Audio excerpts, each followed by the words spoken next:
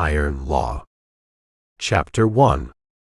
The roan gelding picked its way through the scattered Joshua trees, favoring its left front hoof just enough to make Rip Campbell curse under his breath. Another day, maybe two, and the horse would come up lame. That would leave him walking to Broken Creek with $30 in his pocket and a reputation that wouldn't buy him credit at a church social. Heat shimmered off the hardpan ahead, making the distant mountains dance like spirits. Rip adjusted his hat brim and let the horse set its own pace. No point pushing a good animal into breakdown country. The Butterfield stage would have water and shade at Devil's Bend, and maybe the driver would let him ride the last 20 miles to town for the price of a bottle. The buzzards gave him the first warning. 3 of them circled lazy patterns against the white sky, riding thermals that rose from the rocks below. Rip had seen enough death to read the signs. Something big had died down there, and recently. Fresh enough to draw the scavengers, but old enough for them to get comfortable. He pulled the Winchester from its scabbard and checked the loads. 16 rounds, plus 6 in the Colt on his hip. Enough for most kinds of trouble, but not the kind that left buzzards circling. The smell hit him before he saw the carnage. Sweet and thick, with an undertone of gunpowder that made his stomach clench. The stage sat sideways across the trail, one wheel shattered, the strongbox torn open like a Christmas present. Mail scattered in the wind, envelopes spinning across the alkali flats like tumbleweeds. Rip dismounted and ground-tied the roan. The horse snorted and backed away, nostrils flaring at the scent of death. Smart animal. Most times the dead stayed dead. But sometimes they took company with them. 4 passengers, the driver, and the shotgun rider. 6 people who'd started the morning alive and ended it feeding flies. The driver lay draped over his seat, arms hanging loose. 3 holes in his chest, tight grouping. Professional work. The shotgun rider had made it 10 feet from the stage before someone put a bullet in his back. His weapon lay in the dust, both barrels fired. The passengers told their own stories. A drummer in a checked suit, shot running for the rocks. A preacher with a white collar, face down in the dirt with his hands still clutched around a Bible. An old Mexican woman, probably someone's grandmother, curled up small beside the stage wheel. And the girl. Rip found her on the far side of the overturned coach, sprawled in the shade of a creosote bush. Dark hair spilled across her face like spilled ink, and for a moment he thought she was dead like the others. Then her chest moved, just barely, and he saw the blood on her shoulder. He knelt beside her and brushed the hair from her face. Even unconscious, even covered in dust and blood, she was the most beautiful woman he'd ever seen. High cheekbones, skin like polished copper, lips that belonged in a painting. Young, maybe 20, wearing a traveling dress that had cost more than most people made in a month. "Easy now," he said, though she couldn't hear him. "Let's see how bad you're hurt." The bullet had taken her high on the left shoulder, punching through the fabric of her dress and scoring the bone underneath. Painful, but not fatal, if he could stop the bleeding. Rip pulled his kerchief from his back pocket and pressed it against the wound. The cloth came away red, but not the bright arterial red that meant death in minutes. She stirred at his touch, eyes fluttering open. Green eyes like river water in spring. They focused on his face with difficulty, pupils blown wide from shock. "Por favor," she whispered. "Help me." "I'm helping," Rip said. "Just stay still." She tried to sit up, gasping when the movement sent fire through her shoulder. The men, they came from the rocks. 3 of them, maybe 4. Mascaras, masks. What men? They knew about the strongbox. Knew exactly where to find it. Her accent was slight, educated. Someone told them. Rip kept pressure on the wound while he looked around the massacre site.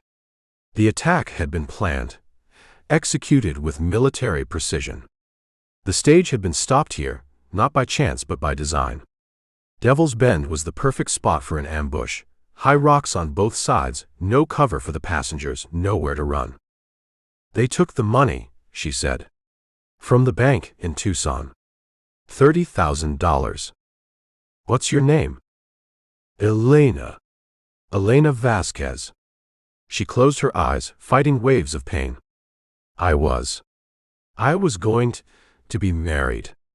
In Broken Creek. To Senor Murdoch.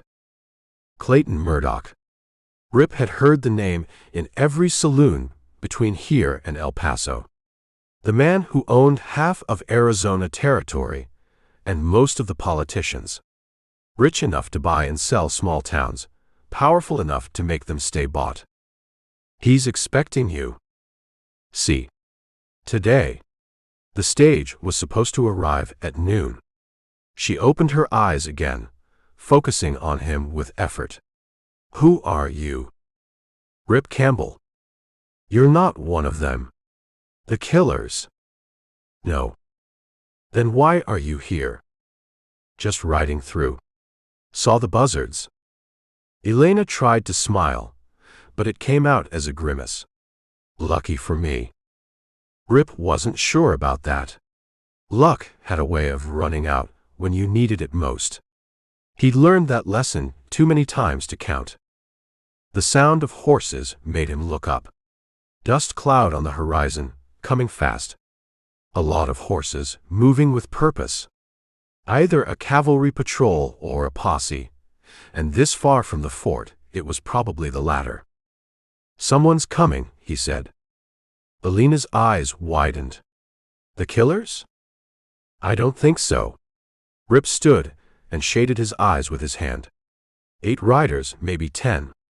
One of them wore a star on his vest that caught the light. Looks like the law.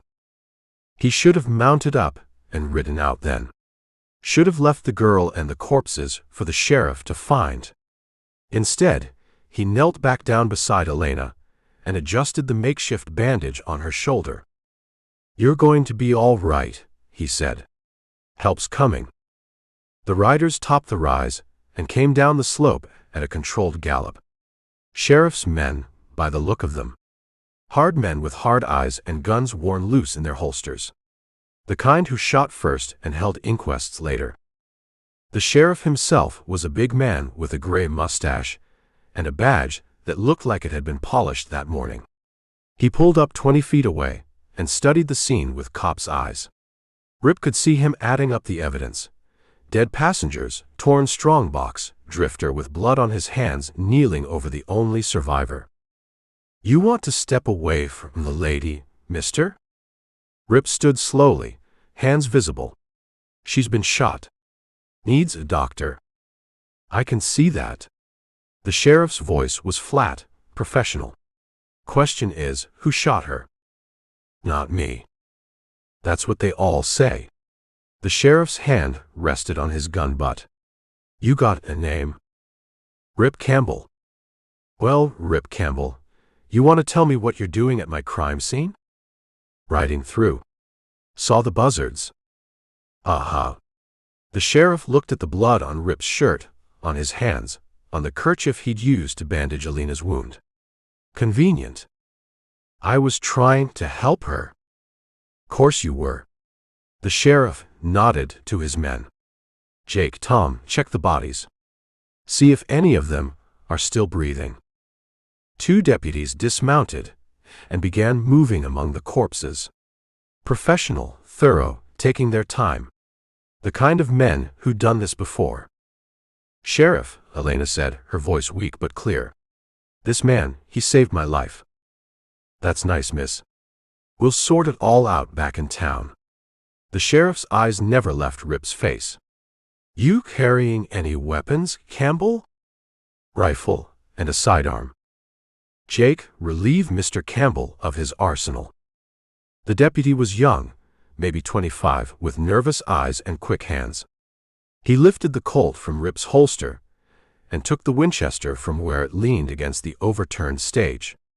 Professional, but green. The kind who might make a mistake if things went bad. Sheriff, Rip said, you're making an error. Maybe. But I'd rather make an error than let a killer ride away. The sheriff dismounted and walked over to Elena. How you feeling, miss? I need a doctor. We'll get you one. Soon as we get back to town. He looked at the blood on her shoulder, the torn dress, the pale skin. You see who did this? 3 men. Maybe 4. They wore masks. This one of them? The sheriff nodded toward Rip. Elena shook her head. No.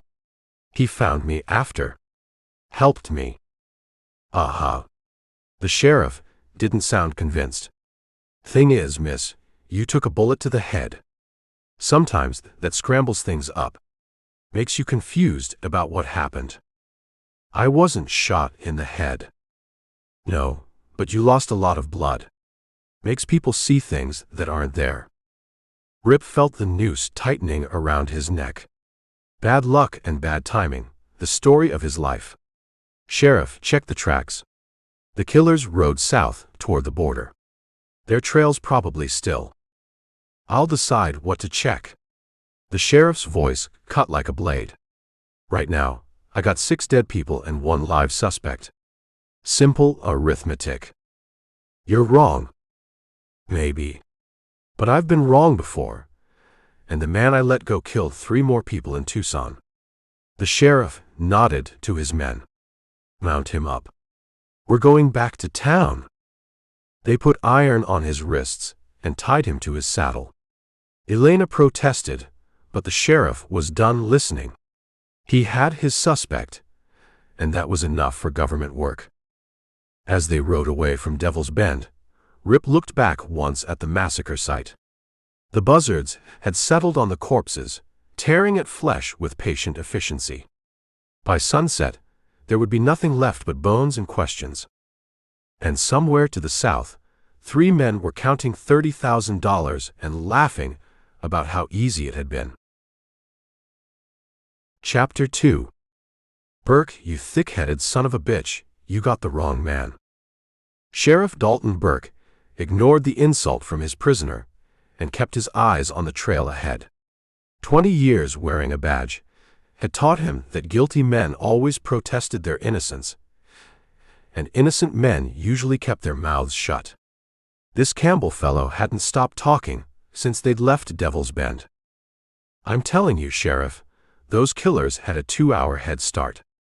Every minute you waste hauling me back to town puts them further toward Mexico. Mexico's a big place, Burke said. A lot of places for a man to hide down there. Then why aren't you chasing them? Burke finally looked at his prisoner. Campbell sat straight in the saddle despite the handcuffs, comfortable on horseback the way some men were comfortable in church pews. His clothes were trail-worn but clean, his boots good leather, his hat shaped by weather and time. Not the usual run-of-saddle tramp who drifted through Arizona territory looking for easy money. Because I already caught the man who did it, Burke said. Based on what? Finding me with the girl. Finding you with blood on your hands at a massacre site. Most judges would call that compelling evidence. Deputy Jake Morrison rode up alongside them, young face flushed with excitement. Sheriff, how much you think that reward money's going to be? What reward money? For catching the stage robbers. Bank in Tucson's got to be offering something for $30,000. Burke glanced at Campbell, who was listening to every word. Get back in position, Jake. And keep your mouth shut about reward money. Yes, sir. Morrison dropped back to ride with the other deputies, but Burke could hear him whispering to Tom Brennan about buying new boots and maybe a better horse. The trail to Broken Creek wound through red rock country, past mesas that looked like ancient fortresses and arroyos that could hide an army. Good country for ambushes, which was why Burke kept his men spread out and his rifle across his saddle. Too many sheriffs had been killed by friends of men they'd arrested. You ever been married, Sheriff? Campbell asked. What's that got to do with anything? That girl back there, Elena. She's supposed to marry Clayton Murdoch today. Big wedding, I'd guess. Important people coming from all over the territory. Burke felt his stomach tighten. He'd forgotten about the wedding. Half the territorial legislature was supposed to be in Broken Creek for the ceremony, along with judges, railroad executives, and mining company owners. The kind of people who expected results, not excuses. Murdoch's going to want answers, Campbell continued. Quick answers. And you're going to give him the first man you can find, guilty or not. I give him the man who shot his bride. What if that's not me? Then you got nothing to worry about. Campbell laughed, but there was no humor in it. Sheriff, you ever hear of a man named Tom Brewster? Can't say I have. They call him the Deacon. Used to preach fire and brimstone up in Colorado before he discovered that robbing banks paid better than saving souls. He's got a gang of about 6 men, all of them professionals. They hit the Denver and Rio Grande 3 times last year, before anybody even knew they existed. Burke kept his expression neutral, but he was listening. Details like that didn't come from newspaper stories. Brewster's got a distinctive way of working, Campbell said. Always hits transportation, stages, trains, freight wagons. Never kills unless he has to, but when he does, he makes it clean. Military precision. You seem to know a lot about this Brewster. I know a lot about a lot of things. Part of staying alive in this business. What business is that? Campbell was quiet for a moment. I hunt men, Sheriff. Bounty work, mostly. Sometimes I find them, sometimes they find me. Either way, I know how they think. That explained the confidence, the way Campbell sat his horse like he owned it. Bounty hunters were a different breed. Part lawman, part outlaw, all predator. They had to be good to survive, and the ones who lasted more than a year were usually very good indeed. If you're a bounty hunter, Burke said, what were you doing at Devil's Bend? Riding through. Like I told you.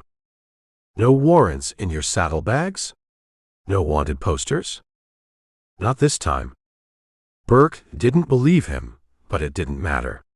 Bounty hunter or not, Campbell had been found at a crime scene with blood on his hands. That was enough for any jury in Arizona territory. The sun was directly overhead when they topped the last rise before Broken Creek. The town spread out below them like a collection of children's blocks, adobe buildings baking in the heat. Smoke rose from a dozen chimneys, and Burke could see people moving along the main street. Normal life, going about its business. Sheriff, Campbell said, before we ride into town, I want to ask you something. What's that? How many stage robberies have you investigated? Enough. How many of them had 6 dead passengers? Burke thought about it.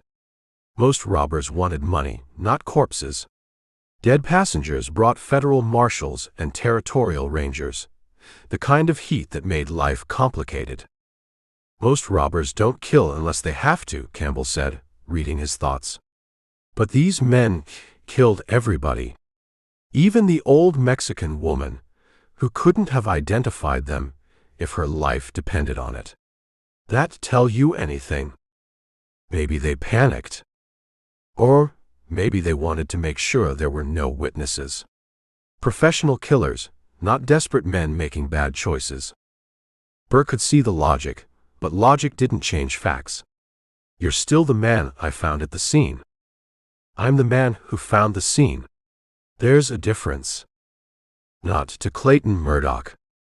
They rode down the main street of Broken Creek, past the general store, the barber shop, the Silver Dollar Saloon. People stopped what they were doing to watch them pass. Word would spread fast in a town this size. By sunset, everyone would know that Sheriff Burke had caught the stage robber. The jail sat next to the courthouse, a squat adobe building with iron bars on the windows. Burke had built it himself 5 years ago, when Broken Creek was nothing but a wide spot in the road. Now it was the county seat, complete with a telegraph office and a weekly newspaper. "Jake," Burke called to his deputy, "ride over to Doc Holliday's place. Tell him we need him at the Silver Dollar. Woman's been shot." "Doc Holliday?" Campbell asked. "Different Doc Holliday. This one actually went to medical school." Burke dismounted and unlocked the jail door. The building was cool and dark inside, with 2 cells and a desk cluttered with wanted posters and official correspondence. He'd spent most of his adult life in places like this, keeping the peace in towns that attracted every kind of trouble the frontier could produce. "In you go," he said, unlocking Campbell's handcuffs. Campbell rubbed his wrists where the iron had chafed. "What about a lawyer?" "We don't have lawyers in Broken Creek. Got a judge, though. He'll be here Monday." "What's today?" "Thursday." "That's a long time to wait." Burke locked the cell door and hung the key on a nail by his desk. Time passes fast when you're not going anywhere. "Sheriff, I'm telling you one more time. The men who robbed that stage are riding south. Every hour you keep me locked up here is another hour they have to reach Mexico. Then, I guess you better hope they get caught on the other side of the border." Burke walked to the window and looked out at the street. A crowd was gathering in front of the Silver Dollar, men and women talking in excited voices. News traveled fast in a small town, faster when it involved violence and death. "Sheriff," Campbell said, "there's something else you should know about Elena Vasquez." "What's that?" "She's not just some mail-order bride. She's smart, educated, speaks perfect English when she wants to. And she was awake when those men hit the stage." Burke turned around. "What's your point?" "My point is, she saw everything. If you want to know what really happened at Devil's Bend, ask her. Don't just assume the obvious answer is the right one." A commotion outside made Burke look back toward the street. A dozen riders were coming down the main street at a gallop, dust boiling up behind them. Even from a distance, Burke could see the quality of their horses, the expensive leather of their saddles. Rich men's horses, ridden by men who knew how to handle them. Clayton Murdoch had arrived. Burke watched the riders pull up in front of the Silver Dollar. Murdoch himself was easy to spot, tall, broad-shouldered, with silver hair and the kind of presence that made other men step aside. He swung down from his horse and strode toward the saloon entrance, his men following like a pack of wolves. "Sheriff," Campbell said quietly, "you're about to make the biggest mistake of your career." Burke didn't answer. He was watching Murdoch disappear into the Silver Dollar and thinking about the conversation he was going to have with the most powerful man in Arizona territory. A conversation about justice and vengeance and the thin line between them. Burke picked up his hat and walked toward the door. Chapter 3. "Where is she?" Clayton Murdoch's voice cut through the saloon like a blade through silk. Every conversation stopped. Every glass paused halfway to waiting lips. The Silver Dollar had seen its share of hard men, but nobody had ever seen Clayton Murdoch angry. Bartender Pete Williams wiped his hands on his apron and nodded toward the stairs. "Doc's got her in room 7, Mr. Murdoch. Been working on her for the better part of an hour." Murdoch didn't acknowledge the answer.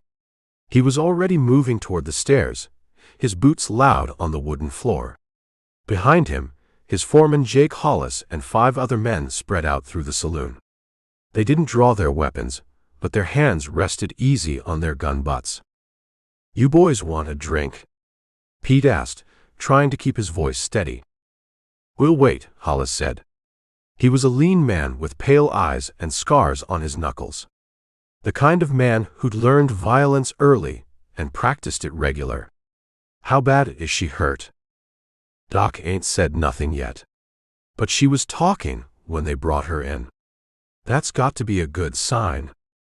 Murdoch climbed the stairs 2 at a time. The Silver Dollar's second floor was normally reserved for poker games and the kind of business that didn't require much conversation. Today, it felt like a hospital, with the smell of carbolic acid and the sound of quiet voices behind closed doors. He found room 7 and tried the handle. Locked. He knocked once hard. Doc, it's Clayton Murdoch. Open the door. Just a minute. Dr. Samuel Holliday's voice was strained, focused. I'm in the middle of something delicate here. Open the goddamn door. The lock turned and the door swung open. Dr. Holliday was a small man with gentle hands and worried eyes.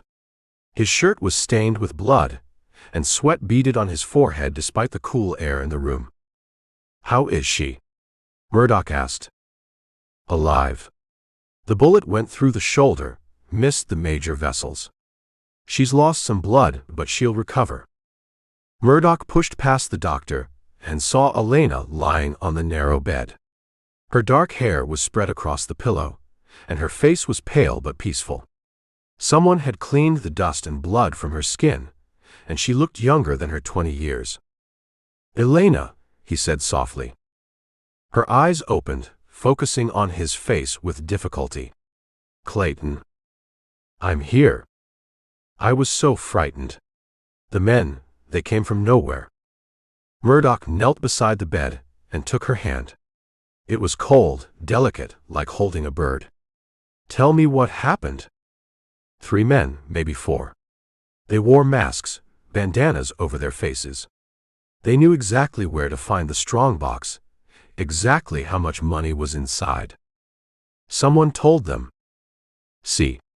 Someone who knew about the bank shipment. Murdoch's jaw tightened. The money had been a wedding present of sorts, payment for a mining contract that would make him richer than he already was. Only 5 people had known about the transfer: himself, the bank president in Tucson, the stage line owner, and 2 territorial officials. Did you recognize any of them? He asked. No. But there was something. The leader, he spoke like an educated man, not like a common bandit. What did he say? He told the others to kill everyone. No witnesses, he said. Make it clean. Elena's voice was getting stronger, anger replacing fear. They shot the old woman first. She was praying, and they shot her while she prayed. Murdoch stood and walked to the window. Below, the main street of Broken Creek bustled with activity. His wedding guests were arriving on every stage and train, important men from Phoenix and Tucson and Santa Fe. Territorial judges, mining executives, railroad barons. Men who expected to see a celebration, not a funeral. The sheriff caught one of them, he said. What? Elena tried to sit up, gasping when the movement pulled at her shoulder. Who? A drifter named Campbell. Found him at the scene with blood on his hands. No. Elena's voice was sharp, certain. That man saved my life. He found me after the attack, stopped the bleeding. If not for him, I would have died. Murdoch turned back to face her. You're sure? Completely sure. I was conscious when he found me. I saw his face clearly. People make mistakes when they're hurt, when they're scared. I am not mistaken. Elena's eyes flashed with anger. This Campbell, he is not one of the killers. He is the man who saved me. Dr. Holliday cleared his throat. Mr. Murdoch, she needs rest. The trauma, the blood loss. I'm not confused, Elena said. I know what I saw. Murdoch studied her face, looking for signs of delirium or shock. But her eyes were clear, focused. Elena Vasquez was many things, but she wasn't a liar. If Campbell didn't do it, he said, then who did? I don't know. But I know it wasn't him. A knock at the door interrupted them. Jake Hollis stepped inside, his face grim. "Boss, we got a problem." "What kind of problem?" "Word spreading fast. Half the town thinks we caught the stage robbers. The other half thinks Burke's got the wrong man. People are taking sides." Murdoch looked back at Elena. "What do you want me to do?" "Find the real killers. Make them pay for what they did." "And Campbell?" "Let him go. He's done nothing wrong." Hollis shifted his weight from one foot to the other. "Boss, there's something else. The territorial governor's here for the wedding. He's asking questions about the robbery, about the investigation." "What kind of questions?" "The kind that suggest he might want to bring in federal marshals." Murdoch felt the situation slipping away from him. A federal investigation would mean delays, complications, questions he didn't want to answer. The mining contract alone would be worth $10 million over the next 5 years, but only if he could prove he had the political connections to protect it. "Where's Sheriff Burke?" he asked. "At the jail. He's got Campbell locked up, waiting for the circuit judge." "When's the judge due?" "Monday." 4 days. 4 days for the story to spread, for federal marshals to arrive, for his carefully constructed political alliances to start asking uncomfortable questions. "Boss," Hollis said quietly, "the boys are getting restless. They want to do something about what happened to Miss Elena." "What do you mean?" "They want justice. Quick justice." Murdoch understood. His men had been looking forward to the wedding, to the celebration that would follow. Instead, they'd found their boss's bride shot and bleeding, and a stranger in jail who might or might not be guilty. "Elena," he said, "are you absolutely certain about this Campbell?" "Yes. He saved my life." "Then we have a problem." Murdoch walked to the door. "Doc, take care of her. Whatever she needs." "Where are you going?" Elena asked. "To talk to the sheriff. And to this Campbell. Clayton, promise me you won't do anything foolish." He paused at the door. "What do you consider foolish?" "Hanging an innocent man." "I don't intend to hang anyone. I intend to find the truth. And if the truth isn't what people want to hear." Murdoch didn't answer. He walked out of the room and down the stairs, his men falling in behind him. The Silver Dollar had filled with people during the short time he'd been upstairs. Ranch hands, townspeople, guests who'd come for the wedding. All of them talking in low voices, speculating about what had happened at Devil's Bend. The conversation stopped when they saw him. Murdoch was used to that reaction. Power had a way of making people uncomfortable, especially when they couldn't predict how it would be used. "Jake," he said to his foreman, "send someone to the telegraph office. Cancel the wedding." "For how long?" "Until we find the men who did this." "And if we can't find them?" Murdoch looked around the saloon, at the faces watching him. Half of them wanted vengeance, the other half wanted justice. The trick was figuring out which half would be satisfied with what he was about to do. "Then we'll find someone else to blame," he said. He walked out of the Silver Dollar and headed toward the jail. Behind him, his men followed like a pack of wolves scenting blood. The main street of Broken Creek had never seen anything like what was about to happen. At the jail, Sheriff Burke was waiting for him.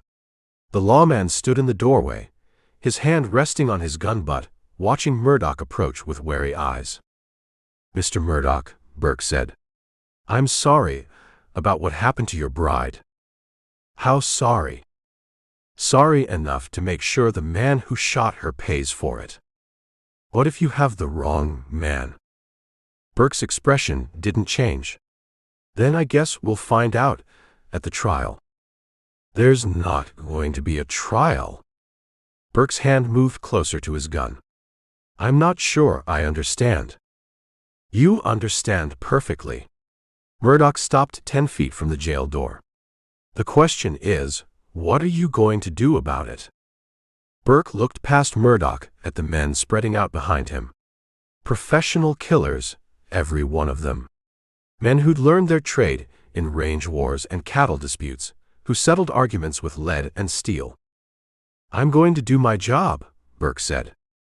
Even if it gets you killed. Even then. Murdoch studied the sheriff's face. Burke was scared, but he wasn't backing down.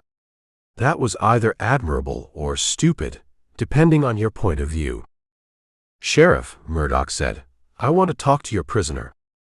You can talk to him through the bars. I want to talk to him alone. That's not going to happen.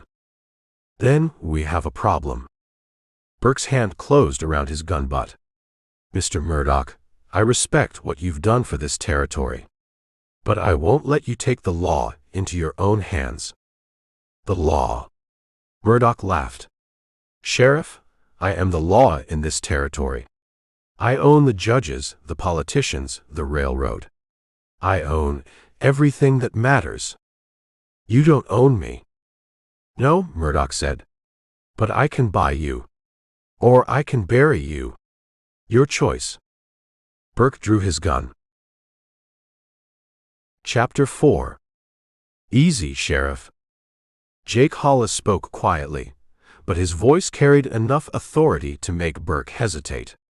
The foreman stepped out from behind Murdoch, his own gun still holstered but his hand ready. Nobody needs to die today, Hollis said. Mr. Murdoch just wants to talk to the prisoner. Man to man. Through the bars, Burke said, his Colt steady in his hand. That works. Murdoch straightened his coat and walked past Burke into the jail. Keep your gun out, if it makes you feel better, Sheriff. But you and I both know you won't use it. Burke followed him inside, the muzzle of his pistol never wavering from Murdoch's back. The jail was cramped with 3 men in it, and the air smelled of sweat and fear. Rip Campbell sat on the narrow bunk in the first cell, his back against the adobe wall. He looked up when Murdoch entered, and his eyes were neither defiant nor afraid. Just watchful, like a man who'd learned to read danger in other men's faces. So you're the famous Clayton Murdoch, Campbell said. And you're the man who shot my bride. No, I'm the man who saved her life. There's a difference. Murdoch studied the prisoner. Campbell was maybe 35, with the kind of weathered face that came from years in the saddle. His hands were scarred but clean, his clothes worn but not ragged. Not the usual run of drifter who ended up in frontier jails. Elena tells me you're innocent, Murdoch said. Elena's a smart woman. You should listen to her. I'm listening to you. Tell me what happened at Devil's Bend. Campbell stood and walked to the bars. 3 men, maybe 4.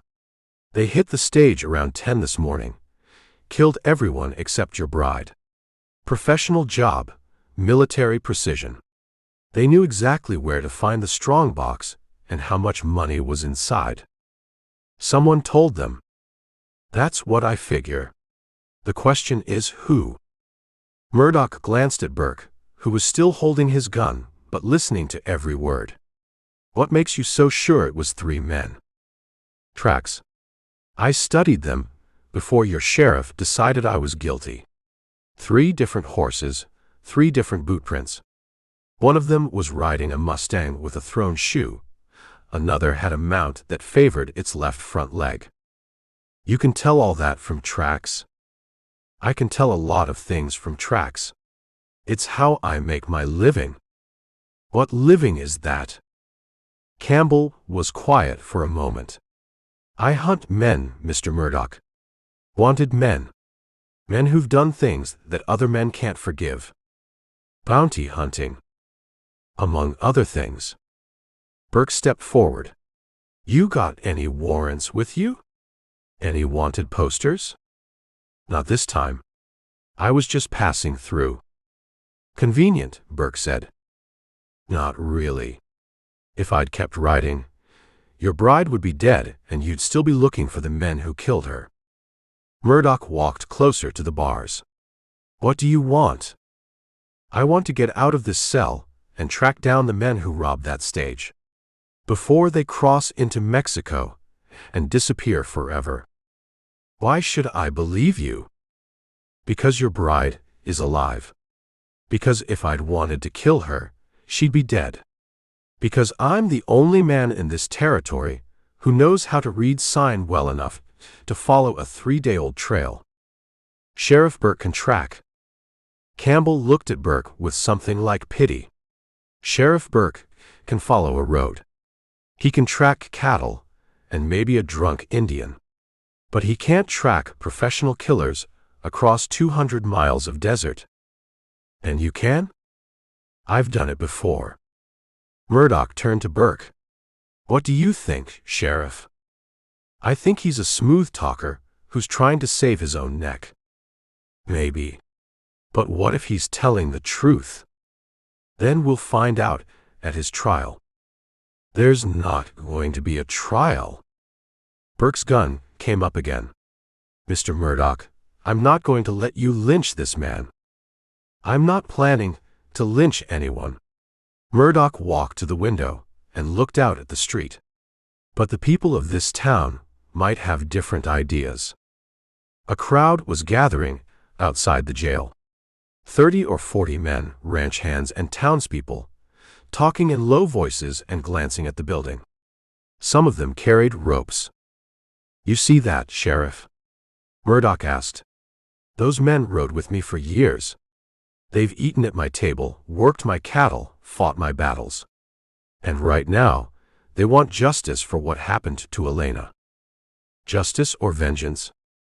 In this territory, there's not much difference. Burke holstered his gun and walked to the window. The crowd had grown to maybe 50 people, and more were coming. Women stood on the boardwalk, their faces hard with anger. Children peered between the legs of adults, wide-eyed with excitement. You're going to let them hang an innocent man? Burke asked. I'm going to let them have what they want. Unless you can give me a better alternative. Campbell spoke from his cell. Let me go after the real killers. Why should I trust you? Because I'm the only chance you have of finding them alive. Murdoch considered this. The crowd outside was getting restless, and Burke looked like a man who'd aged 10 years in the past hour.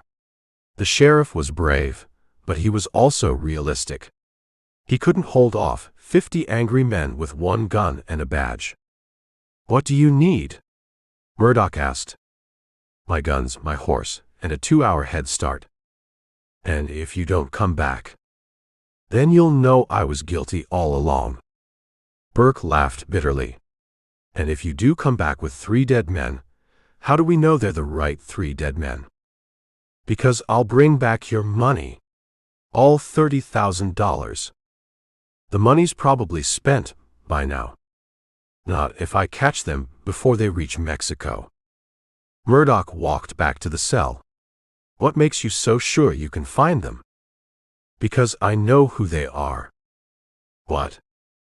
The leader's name is Tom Brewster. They call him the Deacon. He's got a gang of about 6 men, all professionals.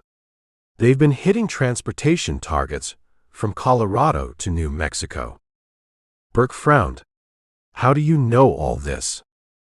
Because I've been tracking them for 3 months. They killed a sheriff in Durango, and his widow put up a $1,000 reward. Dead or alive. Why didn't you tell me this before? Because you weren't listening. You had your mind made up the minute you saw me at that massacre site. The sound of voices outside was getting louder. Someone was making a speech, working the crowd up to the proper level of outrage. Murdoch recognized the voice. Pete Williams from the Silver Dollar, a man who'd never been closer to violence than a barroom brawl. They're getting ready to move, Murdoch said. Sheriff, you got maybe 10 minutes before they come through that door. I won't let them lynch this man.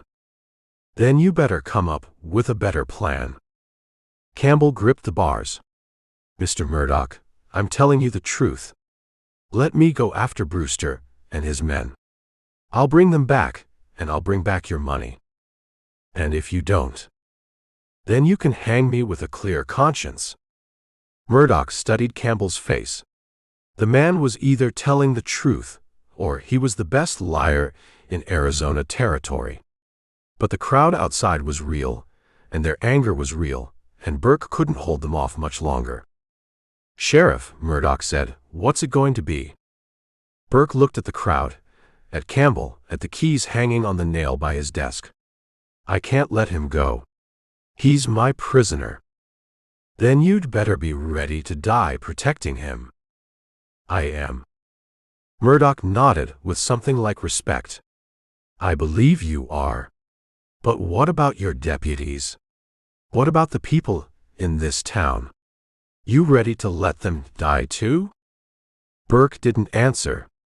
He was watching the crowd, counting heads, calculating odds. 50 men against 3. Maybe 4, if Campbell could get to a gun. 10 minutes, Murdoch said. That's all you've got. He walked to the door and stepped outside. The crowd pressed closer, hungry for news. Pete Williams was still talking, but his voice trailed off when he saw Murdoch. What's the word, Mr. Murdoch? Someone called. We going to have a hanging? That depends on Sheriff Burke. Burke's a good man, but he's soft. Too soft for this kind of business. Maybe. But he's the law in this county. Law's got nothing to do with this, Williams said. This is about justice. About making sure that bastard pays for what he did to Miss Elena. What if he didn't do it? The crowd went quiet. Williams looked confused, like a man who'd been asked a question in a foreign language. What do you mean? He asked. What if we've got the wrong man? Then who's got the right man? That's what we're trying to figure out. Murdoch turned and walked back into the jail. Burke was standing by the window, watching the crowd. Campbell was still gripping the bars, his knuckles white with strain. 5 minutes, Murdoch said. Burke walked to his desk and picked up the keys. Chapter 5. The circuit judge gets to Broken Creek on Monday. Sheriff Dalton Burke's voice was flat, a wall of stone he was trying to build with words. He'll convene a grand jury. Campbell will get a trial. That's the law. Clayton Murdoch stood before the sheriff's desk, not pacing, not moving at all. He stood like a monument to vengeance, his silver hair catching the lamplight, his shadow swallowing half the small office. His stillness was more menacing than any threat. The law, Murdoch repeated, the words tasting like ash in his mouth. The law is a luxury for men who have time. My bride is upstairs in the Silver Dollar, hovering between this world and the next. The doctor says it's in God's hands. I find I'm not a man who likes to wait on God. You'll wait on the judge, Burke said, his hand resting on the butt of his Colt. It was a nervous habit, and he knew Murdoch saw it. No. The word was final. The man who did this sits in your cell, eating your food, breathing our air. The evidence is plain. A child could see it. 6 people dead, and him, found with her blood on his hands.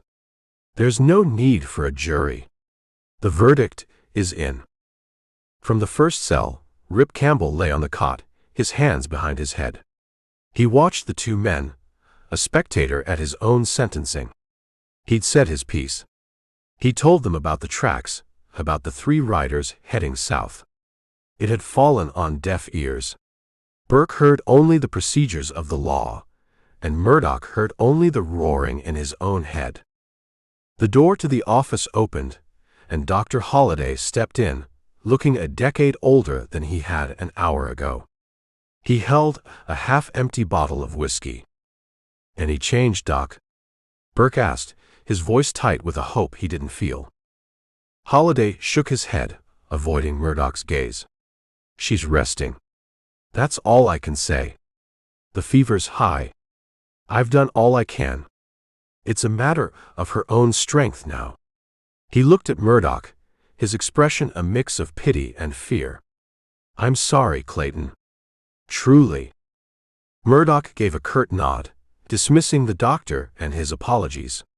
The news settled in the room, sucking the air out. No testimony. No exoneration. Just a long, uncertain wait. For Murdoch, it was the final straw. I want the key, Dalton, he said, his voice dropping to a low, dangerous register. You can't have it. That wasn't a request. Outside, the sun was beginning to set, painting the dust in the street in shades of orange and blood. The crowd that had gathered earlier had not dispersed. It had grown. Murdoch's men, led by the lean and silent Jake Hollis, formed a solid core near the jailhouse steps. They didn't talk. They watched, their hands loose near their guns, waiting for a sign. Around them, the townspeople clustered. Ranch hands in from outlying spreads, miners with dust in their eyebrows, merchants who had closed their shops early. They murmured among themselves, the story of the massacre growing with each telling. The $30,000 had become 50. The drifter hadn't just shot Elena, he'd laughed while he did it. Whiskey flowed from the saloon, loosening tongues and hardening hearts. You hear that, Sheriff? Campbell's voice came from the cell, calm and laced with irony. That's the voice of the people. Burke shot him a look. Stay out of this. I'm the guest of honor. Seems to me I'm right in the middle of it. Murdoch turned his head slightly, his cold eyes fixing on the man in the cell. You'll have your say. At the end of a rope. He walked to the window and looked out at the assembly. He didn't need to raise his voice. He didn't need to make a speech. He just had to be seen. His presence was a promise. His rage was their permission. He was Clayton Murdoch. He owned the land, he owned the bank, he owned the politicians. In a place like Broken Creek, that meant he owned justice too. A voice rose from the crowd. Pete Williams, the bartender, emboldened by his own whiskey and the sense of occasion. What are we waiting for, Mr. Murdoch? That killer ain't gonna hang himself. A few men laughed, a ragged, ugly sound. Burke's in there with him. Another man shouted. He's protecting him. The mood shifted, the low murmur sharpening into a growl. A stone, thrown from the back of the crowd, sailed through the air and shattered the window of the sheriff's office. Glass sprayed across the floor. Burke jumped, his gun in his hand before he knew he'd drawn it. That's enough, he yelled through the broken pane. Disperse. Go back to your homes. This is official county business. His words were swallowed by a wave of jeers. Your business is seeing justice done, Burke. And if you won't do it, we will. Murdoch turned from the window. It started, Dalton. You can't stop it now. You can stand with them, or you can stand against them. But either way, that cell door is going to open. Burke looked from Murdoch's implacable face to the sea of angry men outside. His own deputies, Jake Morrison and Tom Brennan, were supposed to be out there keeping order. He saw them near the edge of the crowd, looking nervous, uncertain. Their loyalty was to the badge, but their fear was of the mob. And the mob was led by the man who signed the paychecks for half the territory. Give me the key, Murdoch said again. Don't make them take it off your body. Burke backed away from the desk, his pistol held in a two-handed grip. His heart hammered against his ribs. He had faced down drunken cowboys and cornered outlaws. But this was different. This was the town. This was a force of nature he couldn't arrest. He gets a trial, Burke repeated, the words sounding weak, pathetic. His trial is happening right now, Murdoch said. And I am the judge. He took a step toward the wall where the keys hung on a nail. Burke raised his pistol, the barrel shaking almost imperceptibly. Don't, the sheriff warned. Murdoch stopped. He looked at the gun, then back at Burke's face. He smiled, a chilling, humorless expression. He didn't need to take the keys himself. He turned and walked to the jailhouse door, opening it wide. Hollis, he called out. The foreman detached himself from the crowd and mounted the steps. Boss. Murdoch didn't even look at Burke. He just pointed a thumb back toward the office. The sheriff is disinclined to cooperate. Persuade him. Hollis nodded once. He and two other men, hard cases with dead eyes, stepped into the doorway, blocking out the last of the evening light. They began to advance into the office, spreading out, their intent clear. Outside, the crowd roared its approval. They surged forward, a human tide breaking against the walls of the small adobe jail. The time for talk was over. The verdict had been delivered. And now, court was in session. Chapter 6. The three men advanced into the office like wolves cornering a wounded deer. Jake Hollis was in the center, his pale eyes holding no emotion at all. The other two fanned out, their hands hovering over holsters worn low and tied down. They were professionals. This was not a bar fight. It was an execution of a task. Sheriff Dalton Burke held his ground, the Colt .45 feeling slick with sweat in his grip. He could shoot Hollis. He was fast enough. But he couldn't shoot all three of them before one of them put a bullet in him. He saw the cold calculus in their eyes. They knew it too. From the cell, Rip Campbell got to his feet. He didn't move to the bars, didn't shout a warning. He just stood there, watching, his face a mask of detached interest. He was reading the room, weighing the odds the same way Burke was. The conclusion was just as plain from his side of the bars. Last chance, Dalton, Clayton Murdoch said from the doorway, his voice calm amidst the rising roar of the mob outside. There's no shame in admitting you're outmanned. Burke's jaw clenched.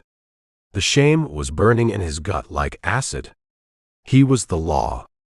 The badge on his chest wasn't just a piece of tin, it was a promise. And he was about to break it. Step aside, Hollis said. It wasn't a threat, just an instruction. We only want the prisoner. He's my prisoner, Burke said, the words tasting like failure. Under the protection of the law. One of the men flanking Hollis chuckled, a dry, rasping sound. The law just left town, Sheriff. The standoff held for a long, stretched-out moment. The shouts from the crowd grew louder, more impatient. A heavy thud slammed against the side of the building, a log maybe, used as a battering ram. The adobe walls shuddered. Murdoch stepped back into the office. He walked over to the pot-bellied stove, where a tin coffee pot sat, left over from the morning. He picked it up. Still warm, he said, his voice conversational, cutting through the tension. He looked at Burke. You look like you could use a cup of coffee, Sheriff. Things are about to get loud in here. A man could step out for a minute. Go over to the saloon. Check on my bride. No one would think less of him for it. It was an out. A carefully constructed piece of theater to allow Burke to save face. He could walk away. He could claim he was overpowered, that he'd gone for help. It was a lie, and everyone in the room knew it was a lie, but it was one they would all agree to tell. Burke's pistol lowered an inch. The fight went out of him, replaced by a cold, heavy resignation. He looked at Campbell, a silent apology passing between them. Campbell just gave a slight, almost imperceptible nod, as if to say he understood. In this world, sometimes a man's only choice was how he was going to lose. Slowly, deliberately, Burke holstered his Colt. The sound of the leather snapping shut was like a gavel falling. He walked to the door, not looking at Murdoch or his men. "I'm going to check on Miss Vasquez," he said to the empty air. His voice was hollow. He stepped out into the torchlit darkness. The crowd parted for him, their faces a gallery of grotesques in the flickering light. They jeered him, called him a coward, but they let him pass. He was no longer part of the equation. The moment the sheriff was gone, Hollis walked to the wall and snatched the ring of keys. He strode to the cell, found the right key and jammed it into the lock. The iron door screeched open. "On your feet," Hollis ordered. Rip Campbell was already standing. He didn't resist as two of Murdoch's men entered the cell and grabbed his arms. They were rough, their hands like vices, but there was no panic in their movements. They pulled him out of the cell and into the main office, which was now filling with men from the crowd, their eyes wide with whiskey and bloodlust. "Where are we taking him?" one of the men asked, his breath sour. "The Oak," Hollis said. "Behind the saloon. Bring the rope." They dragged Rip out of the jailhouse and into the mob. The night air was cool, but the heat from the torches and the press of bodies was suffocating. Hands grabbed at him, tearing at his shirt. Voices washed over him, a wave of hate. "Killer. You'll pay for what you did to that sweet girl. Let's string him up high." Rip kept his head up, his eyes scanning, always scanning. He saw the faces in the crowd. Pete Williams, the bartender, his face flushed with importance, the blacksmith, his big arms bare, and swinging a hammer as if he meant to use it. The town preacher, standing at the edge of the crowd, his face pale, wringing his hands but doing nothing. He saw Sheriff Burke's deputies, Morrison and Brennan, swallowed by the mob, their badges invisible, their authority gone. They marched him down the main street. The windows of the Silver Dollar were all lit up. On the second floor, a single lamp burned in the window of room 7. Rip glanced up at it. She was up there, fighting for her life, while down below, the town was getting ready to take his. The irony was so thick, he could taste it. The crowd turned into the alley beside the saloon, their torches casting long, dancing shadows against the adobe walls. Behind the saloon stood the oak tree. It was ancient, its thick branches spreading out like skeletal arms against the star-dusted sky. One branch, thicker than a man's body, grew straight out parallel to the ground. It was a perfect gallows. Someone had already thrown a rope over the limb. The end of it dangled, a professionally tied hangman's noose swaying gently in the night breeze. The crowd formed a rough circle, their faces illuminated, eager. This was entertainment. This was a story they would tell for years. Murdoch stood near the base of the tree, his arms crossed, his face carved from granite. He was the high priest of this ceremony, and his presence sanctified the violence. They shoved Rip forward until he stood on a wooden crate placed directly under the noose. His hands were tied securely behind his back. He stood on the unsteady box, looking out at the sea of faces. There was no mercy in any of them. Hollis stepped forward, holding the noose. He was businesslike, efficient. He'd done this before. "Any last words, Campbell?" he asked, his voice low so only Rip could hear. Rip looked past him, at Murdoch. "You're hanging the wrong man," he said, his voice clear and steady, carrying over the hush that had fallen on the crowd. Murdoch's expression didn't flicker. "God can sort it out." Hollis reached up and slipped the coarse, stiff rope over Rip Campbell's head. He adjusted it, the knot snug and cold behind Rip's left ear. The fibers scratched against his skin. He could smell the hemp, the dust, the faint, lingering scent of the man who had braided it. He felt the weight of it, the finality. He took a breath, the night air cool in his lungs. From the saloon, he thought he heard the faint sound of a woman crying out in her sleep, a single fevered note in the vast hostile silence.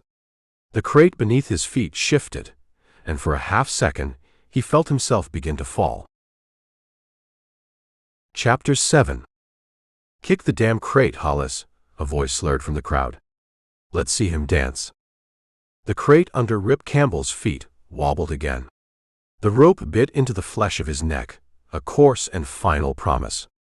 His world had narrowed to the pressure on his throat, the splintery feel of the wood beneath his worn-out boots, and the sea of hate-filled faces illuminated by the guttering torchlight.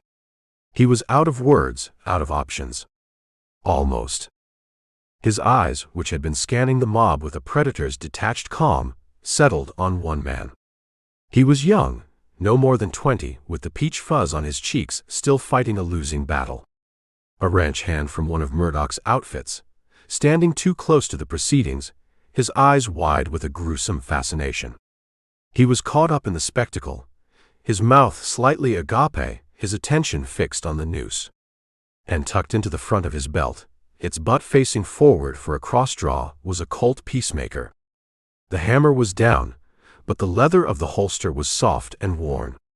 The kid was so mesmerized by the hanging that he'd forgotten he was armed. He was the weak link. Rip took one last, shallow breath, the hemp scraping his windpipe. He didn't shout. He didn't plead. He acted. He coiled his legs and lunged. It wasn't a leap. It was an explosion of directed violence. With his hands bound behind him, he threw his entire body sideways off the crate, a human battering ram aimed at the distracted ranch hand. He hit the kid square in the chest. The boy gave a surprised grunt, the air forced from his lungs, and they went down together in a tangle of limbs. The crowd gasped, stumbling back. For a heartbeat, there was only confusion. Rip was on the ground, the rope snapping taut, yanking his head at a brutal angle. He was half-choked, stars bursting behind his eyes, but he hadn't fallen far enough for the drop to break his neck. He was alive, and he was on top of the gun. He twisted, his bound hands useless. He drove his forehead into the kid's nose. There was a wet, crunching sound, and the boy screamed, his hands flying to his face. That was the opening. Rip writhed against him, his body a single desperate muscle, his cheek pressing against the worn wooden grip of the Colt. He couldn't grab it, but he could move it. He hooked the trigger guard with the edge of his own belt buckle, a 1 in 1,000 chance. Jake Hollis was the first to react. He dropped the end of the rope in surprise, and was now drawing his own pistol. "Get him?" he snarled. Rip twisted hard, a final convulsive effort. The Colt in the kid's holster came free. It clattered on the hard-packed dirt between them. At the same time, Hollis's gun cleared leather. Rip's fingers, numb and clumsy from the ropes, found the cold steel of the Peacemaker on the ground. He didn't have time to aim, barely had time to get a grip. He thumbed back the hammer and fired from the dirt. The explosion was deafening in the sudden silence. The .45 slug caught Jake Hollis in the stomach. The foreman looked down, a look of profound surprise on his face, as a dark stain blossomed on his shirt. He took a step back, his gun falling from his nerveless fingers, and then he crumpled to the ground. Chaos erupted. The mob, which had been a single, unified beast a moment before, shattered into 50 terrified individuals. Some screamed. Some ran. Some, the ones with whiskey courage, started shooting. A bullet kicked up dust an inch from Rip's head. He rolled, ignoring the fire in his neck from the rope, and came up on one knee. The two men who had dragged him from the cell were drawing their weapons, their faces masks of shock and rage. They were Murdoch's men, professionals. They were the threat. The Peacemaker bucked in Rip's hand. The first man took the bullet in the throat and went down gargling blood. The second man got his shot off, the bullet whining past Rip's ear like an angry hornet. Rip's return shot was instantaneous. It hit the man in the chest, spinning him around before he collapsed in a heap. 3 men down. 2 heartbeats. Rip didn't wait to see the result. He scrambled backward, crab-walking into the deep, inky blackness of the alley between the saloon and the blacksmith's shop. The torches of the mob couldn't penetrate the shadows. He was a ghost. "He's in the alley," someone screamed. A volley of shots ripped into the darkness, chewing splinters from the saloon's back wall, sparking off the blacksmith's anvil that sat just inside the wide-open door. Rip pressed himself flat against the cool adobe, the sound of ricochets zinging through the narrow space. He needed to get the ropes off his wrists. His searching fingers, still half numb, found the rough edge of a broken whiskey crate. It was sharp enough. He turned his back to it, sawing the thick rope against the splintered wood. The fibers parted, strand by agonizing strand. A bullet struck the wall above his head, showering him with adobe dust.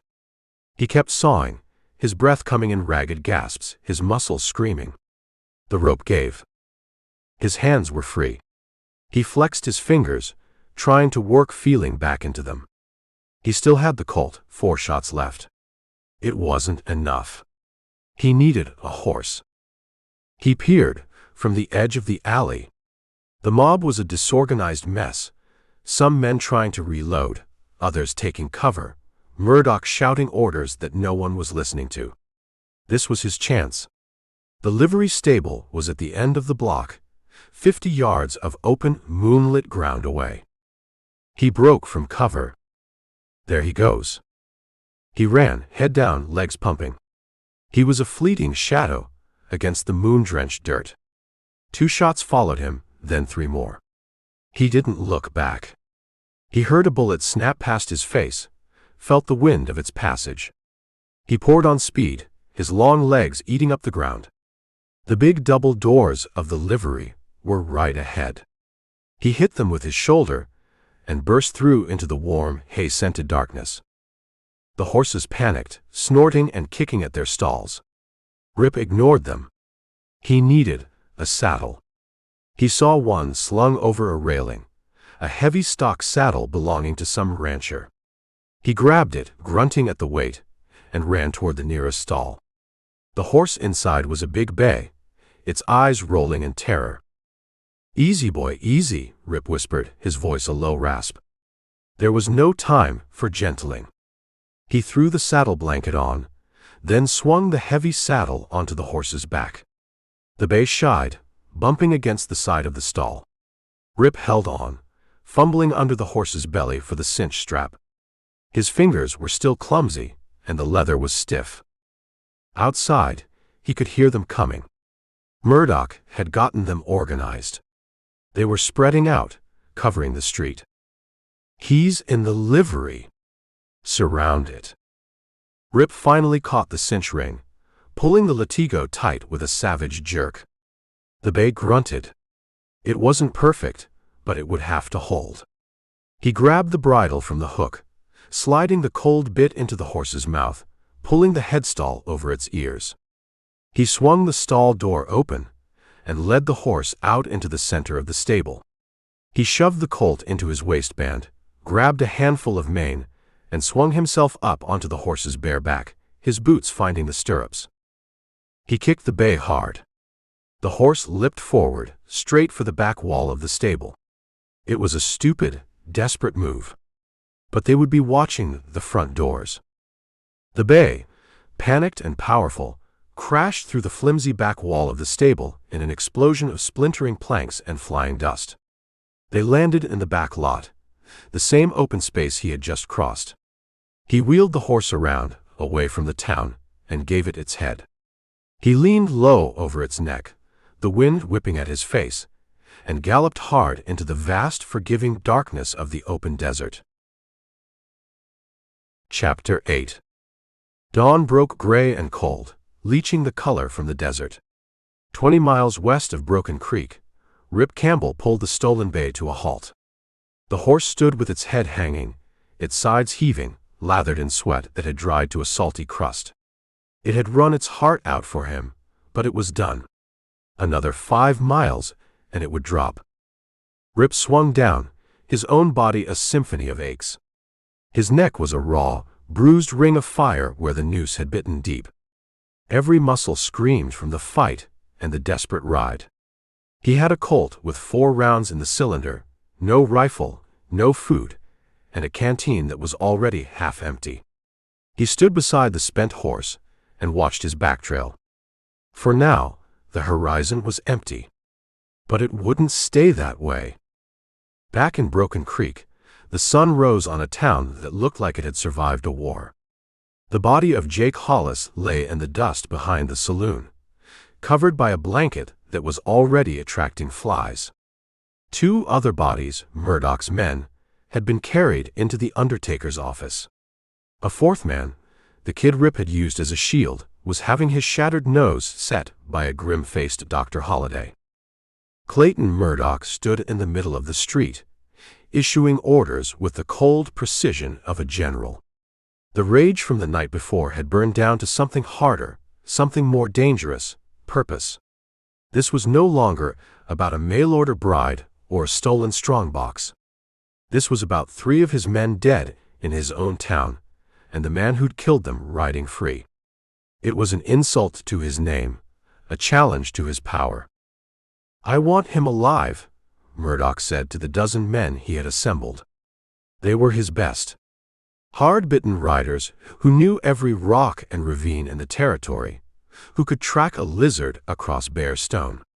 "I don't want a bullet in his back from 100 yards. I want him on his feet, looking me in the eye when we pass sentence. Hanging is too clean. We're going to take him apart, piece by piece." His men nodded, their faces grim. They were loading their saddlebags with ammunition, jerky, and full canteens. They were preparing for a hunt, not a chase. 100 feet away, in front of the shamed facade of the jailhouse, Sheriff Dalton Burke was assembling a posse of his own. It was a different kind of gathering. Merchants with new rifles they barely knew how to use, ranchers whose loyalty was to the law and not to Murdoch, a few young men looking for adventure. They were a clumsy, amateur force compared to Murdoch's killers. "He's an escaped prisoner," Burke told them, his voice hoarse. "He resisted arrest and is responsible for the deaths of 3 men. Our job is to bring him in, to stand trial. This is not a lynching." He looked pointedly toward Murdoch's group. "We are the law. We will act like it." His deputy, Jake Morrison, rode up, his face pale. "Sheriff, Murdoch's men are heading out west. They say Campbell broke for the Badlands." "Let them go," Burke said. "We'll head southwest. Try to cut him off before he reaches the Mexican border. A man on the run will head for the border.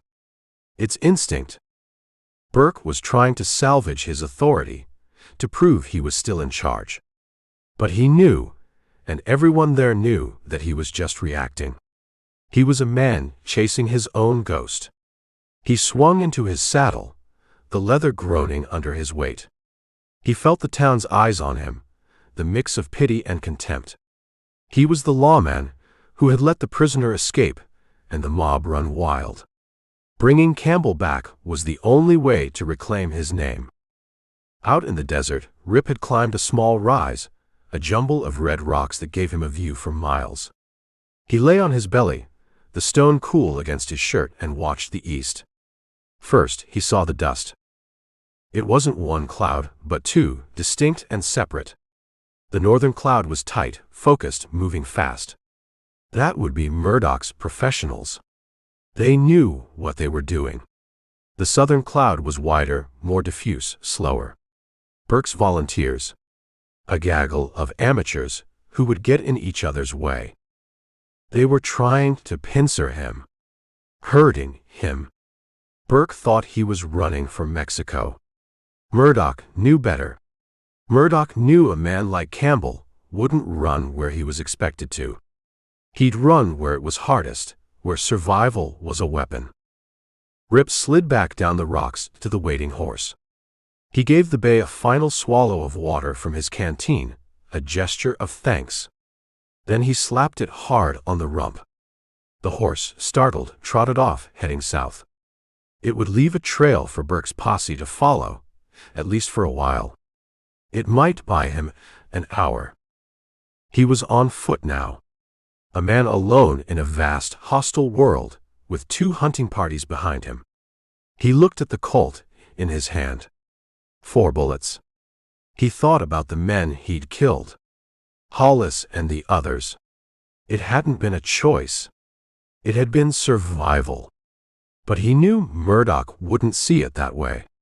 And Burke, trapped by his own broken authority, couldn't see it that way either. He was guilty. Of horse theft, of murder, of escaping a rope he never should have worn. He carried no wounded conscience. Conscience was a luxury for men who slept in beds at night. What he carried was the cold, hard weight of his reality. He was being hunted by men who knew the country better than he did, who had fresh horses, full canteens, and a righteous anger to fuel them.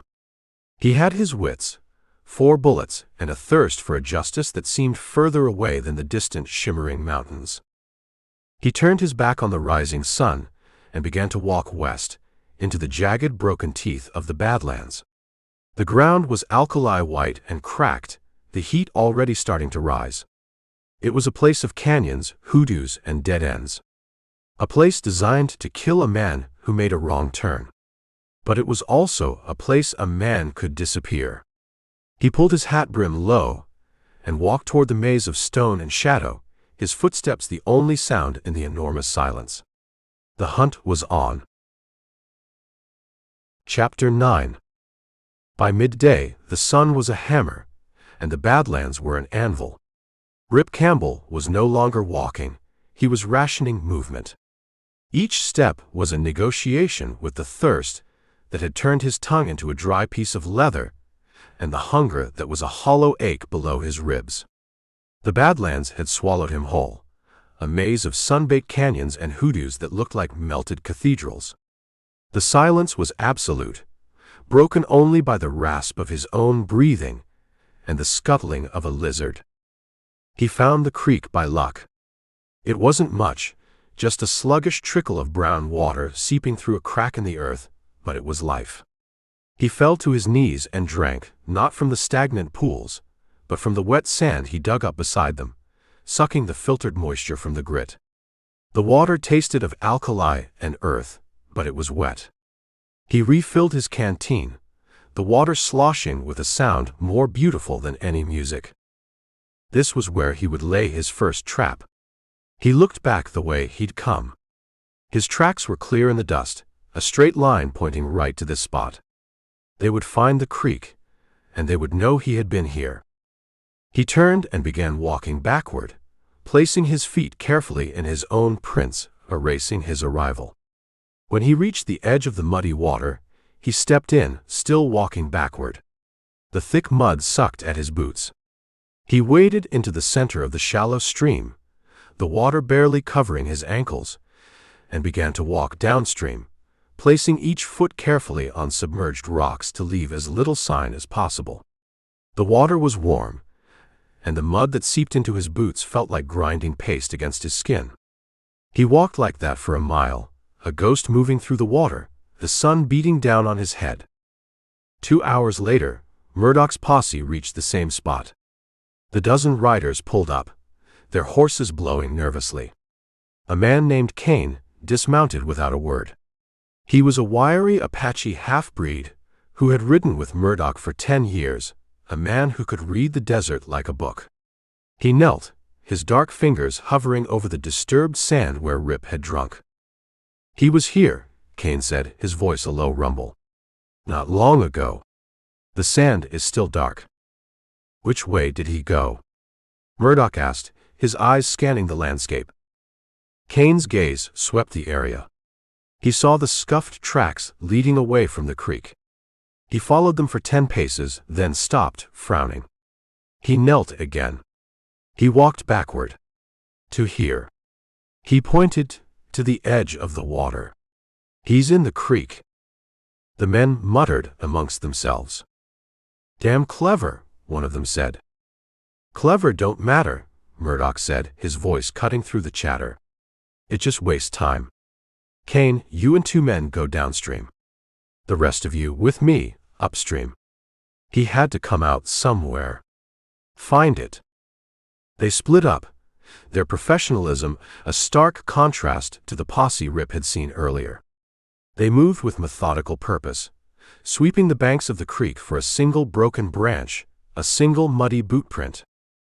A mile downstream, Rip was climbing. He had left the creek where a sheer rock face came down to the water's edge, leaving no bank to hold a print. He'd pulled himself up the first 10 feet, then found a series of handholds that took him to a narrow ledge. Now he was working his way up the side of a mesa, his fingers and toes searching for purchase in the crumbling rock. The sun baked the stone until it was hot enough to burn. Sweat streamed into his eyes, blurring his vision. His muscles quivered with exhaustion. He finally hauled himself over the top, his body screaming in protest. He lay on the hot, flat surface of the mesa for a full minute, gasping for air. Then he crawled to the edge and looked down. His vantage point was perfect. He could see the whole panorama of the hunt laid out below. To the south, a distant plume of dust marked Sheriff Burke's posse, still dutifully following the trail of the decoy horse toward the Mexican border. They were out of the game. Below him, in the winding canyon of the creek, he saw Murdoch's men. They were spread out, moving slowly, their heads down as they scanned the ground. They were good. Frighteningly good. He watched as the two groups, having found nothing, met up again, their frustration visible even from this distance. He had bought himself time, but he had paid for it with the last of his strength. He took a small swallow from his canteen. He had to keep moving. He crossed the mesa and descended the other side into a different network of canyons. This was the heart of the maze. The walls were sheer, hundreds of feet high, the canyon floors a patchwork of blinding sun and deep cold shadow. He stumbled on, his senses on a knife's edge. He was looking for a place to hide, a place to hole up until they passed. He found it in the wall of a narrow canyon, a dark fissure half hidden by a rockfall. It looked like nothing more than a shadow, but when he got closer, he saw it was an opening, a crack in the earth that went deep into the rock. It was tight, no wider than his shoulders. He squeezed inside, the rough stone scraping his clothes. The air was instantly cool, smelling of damp earth and stone dust. The fissure went back 20 feet and ended in a small cavern, no bigger than a closet. It was pitch black. He felt his way to the back wall and slid down to the floor, pulling his legs in. He was hidden. He sat in the absolute darkness, his heart pounding. He could hear nothing but the blood roaring in his ears. He must have dozed, his body finally succumbing to exhaustion. He was woken by the sound of voices. They were close, echoing off the canyon walls. Found nothing up on that mesa. It's like he just vanished. Nobody vanishes. Kane, you see anything? A pause. Then the half-breed's low voice, seeming to come from right outside the fissure. The wind is coming up. It's wiping the tracks clean. But he came this way. I can feel it. Rip held his breath. He was a stone among stones, a shadow within a shadow. He could hear the clink of a bridle, the soft thud of hooves in the sand. They were right there. He could be anywhere, another voice said. Hiding in any one of these damn cracks. Then we look in every damn crack, Murdoch's voice answered, cold and relentless. Spread out. Check every shadow. I want him. I don't care if it takes a week. Rip heard them dismount. He heard the scrape of boots on rock as they began to search. He drew the Colt, the feel of it a small comfort in the suffocating darkness. 4 bullets. He wouldn't die in a hole like a badger. If they found him, he would take someone with him. The footsteps came closer. He could hear a man breathing heavily just outside the fissure. Anything in there? A voice called. Just a crack. Too small for a man to fit, the man outside answered. Rip could picture him, peering into the darkness, his eyes not yet adjusted, seeing nothing but a black sliver in the rock. The footsteps moved on. The voices receded down the canyon. Rip waited, his body rigid for what felt like an eternity. He counted to 500, then counted again. Finally, when the silence had stretched and solidified around him, he let out a breath he didn't realize he'd been holding. He had won this round. But the cost was steep. He'd lost his horse, his rifle, and most of his supplies. He was on foot, deep in hostile territory, with a dozen professional hunters scouring the canyons for him. He leaned his head back against the cool, damp stone of his hiding place. The game of cat and mouse had just begun, and he knew with a certainty that chilled him to the bone that the cat was closing in. Chapter 10. The sun was setting on the third day when Clayton Murdoch and his men rode back into Broken Creek. They didn't ride in a tight, confident column. They straggled, their horses exhausted, their faces grim with failure and caked in the dust of the badlands. They had found nothing. A few tracks, a dead horse, and a ghost trail that vanished into thin air. The badlands had beaten them. Rip Campbell had beaten them. The town watched them return. There was no cheering this time, no mob baying for blood. There was just a quiet, knowing silence. Murdoch's power had been challenged, and he had come up short. He swung down from his horse in front of the Silver Dollar Saloon, his movements stiff with anger. He didn't look at his men. He didn't look at the townspeople. He just looked at the telegraph office across the street, its window dark. His tracker, the half-Apache cane, dismounted beside him. "He is still out there, Mr. Murdoch. The desert will kill him if we do not." "The desert had its chance," Murdoch said, his voice low and serrated. "My patience has run out. Go get your men a drink. You're done."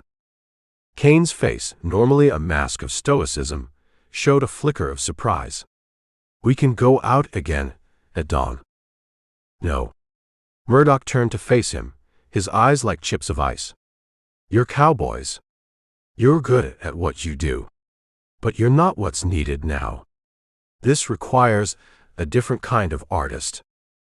He turned and walked across the street, his boots kicking up puffs of dust in the twilight.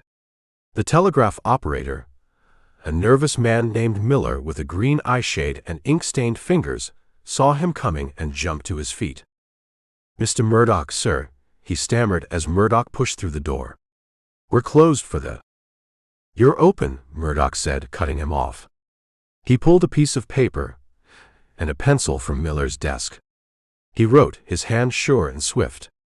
"I want this sent to 3 addresses: Santa Fe, Yuma, and the Pinkerton office in Denver." Miller took the paper, his hand trembling slightly. The message was the same for all 3. Rip Campbell. Wanted. Escaped prisoner. Responsible for deaths of 3 men in Broken Creek. $500. Dead or alive. See Murdoch. Get it sent. "Now," Murdoch commanded. He threw a $20 gold piece on the desk. It spun and settled, gleaming in the lamplight. "That should cover the cost, and your silence." Miller nodded, his eyes wide. He turned to his telegraph key, and the office was filled with the sharp, staccato clicking of the message going out, a summons for demons being sent into the wires. The evening train was late. Its whistle cut through the night, a lonely sound that made the town look up from its dinner. When it pulled into the station, hissing steam, only a few people got off. But they were enough to change the character of the town. The first was a man who looked like he'd been carved from old hickory. He was maybe 50, with a weathered face and pale blue eyes that seemed to see everything at once. He wore dusty but well-kept cavalry trousers and carried a long, heavy rifle wrapped in oilcloth. He didn't look at the town. He looked at the angles of the rooftops, the depth of the shadows.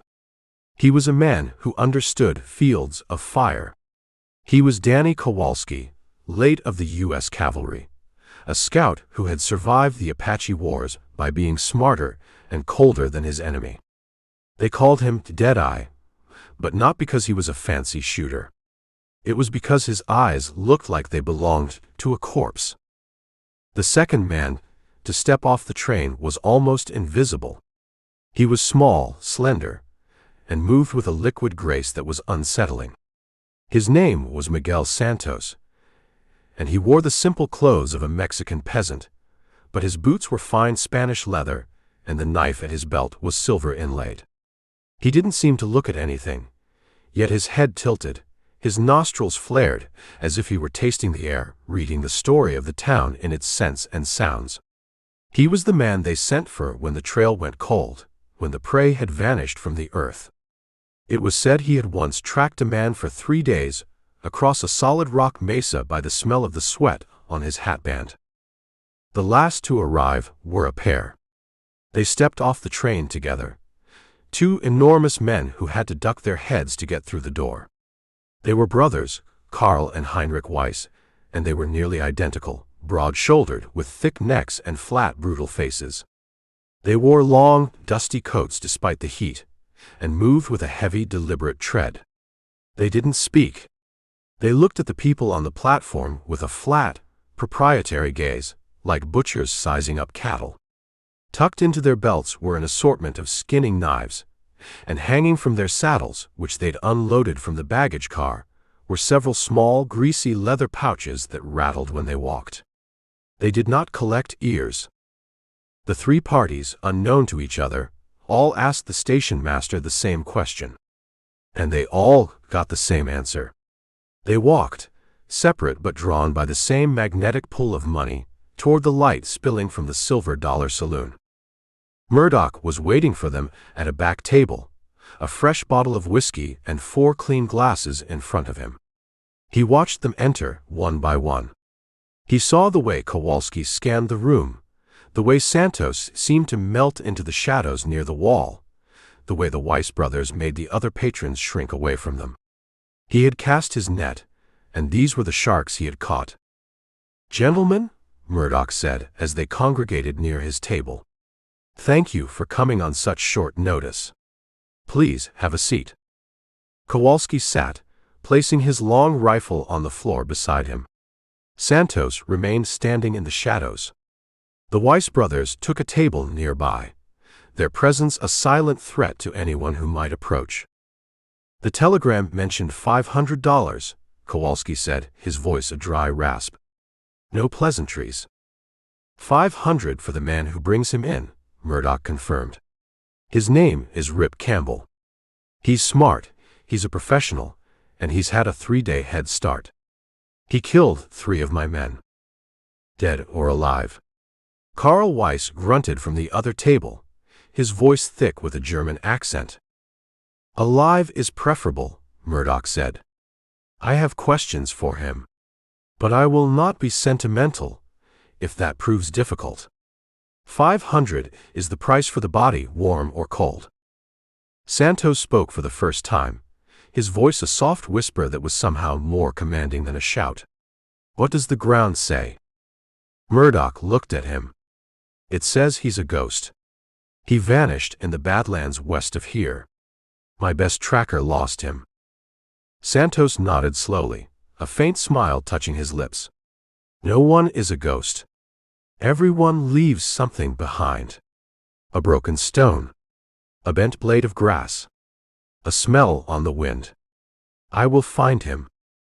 "Finding him is one thing," Kowalski said, his cold eyes flicking toward Santos.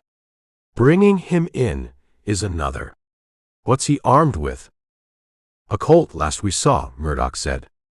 "But assume he's found something else by now. He's resourceful." "We are more resourceful," Heinrich Weiss rumbled, his hand resting on the hilt of a large knife. Murdoch poured 4 glasses of whiskey.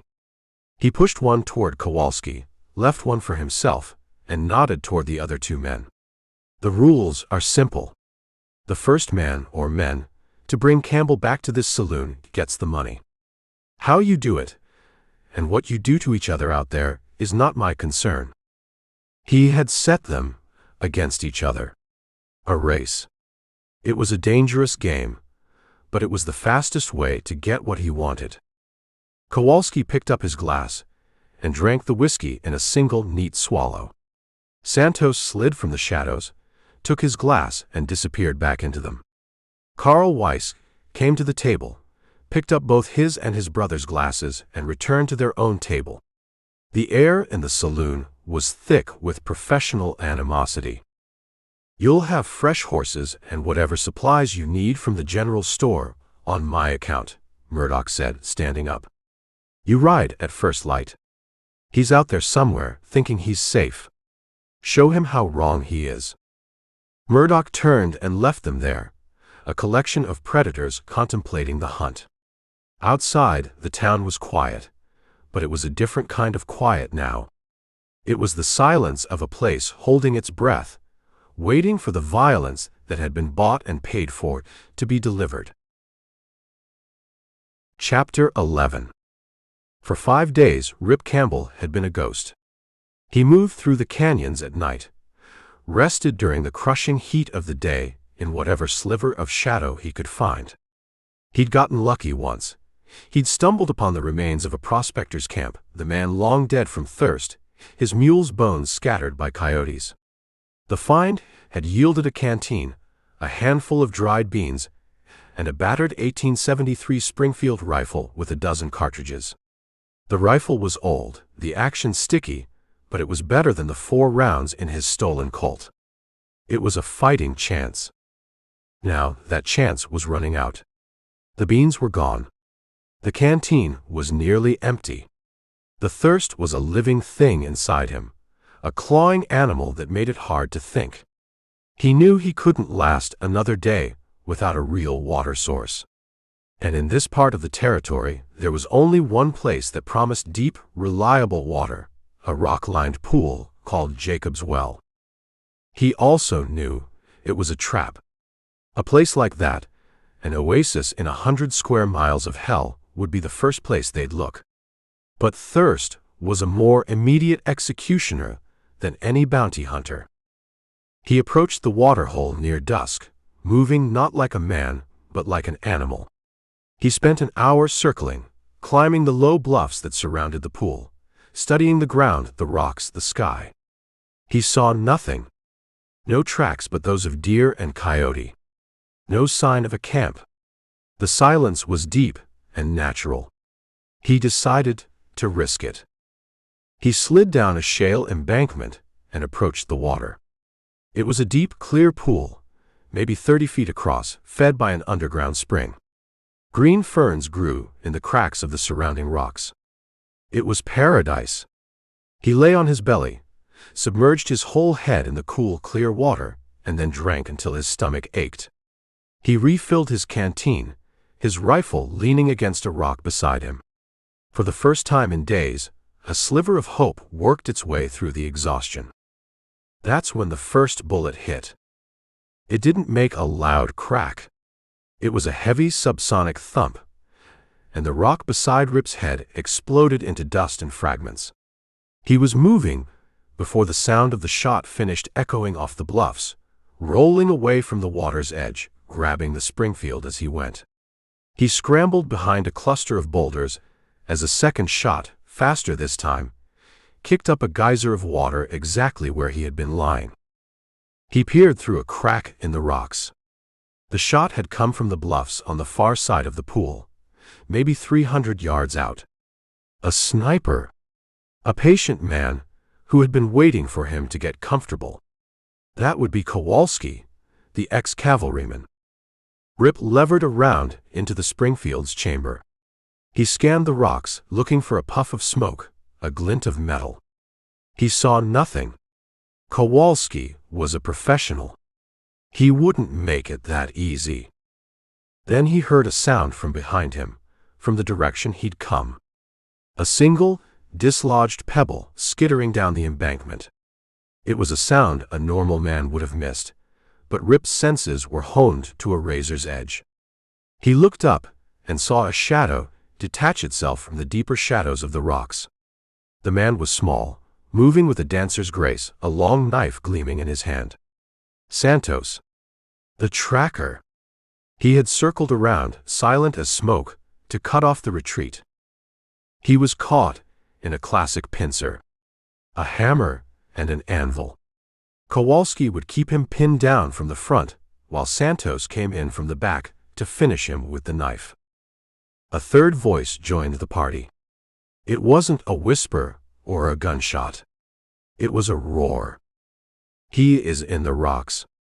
Flush him out, brother.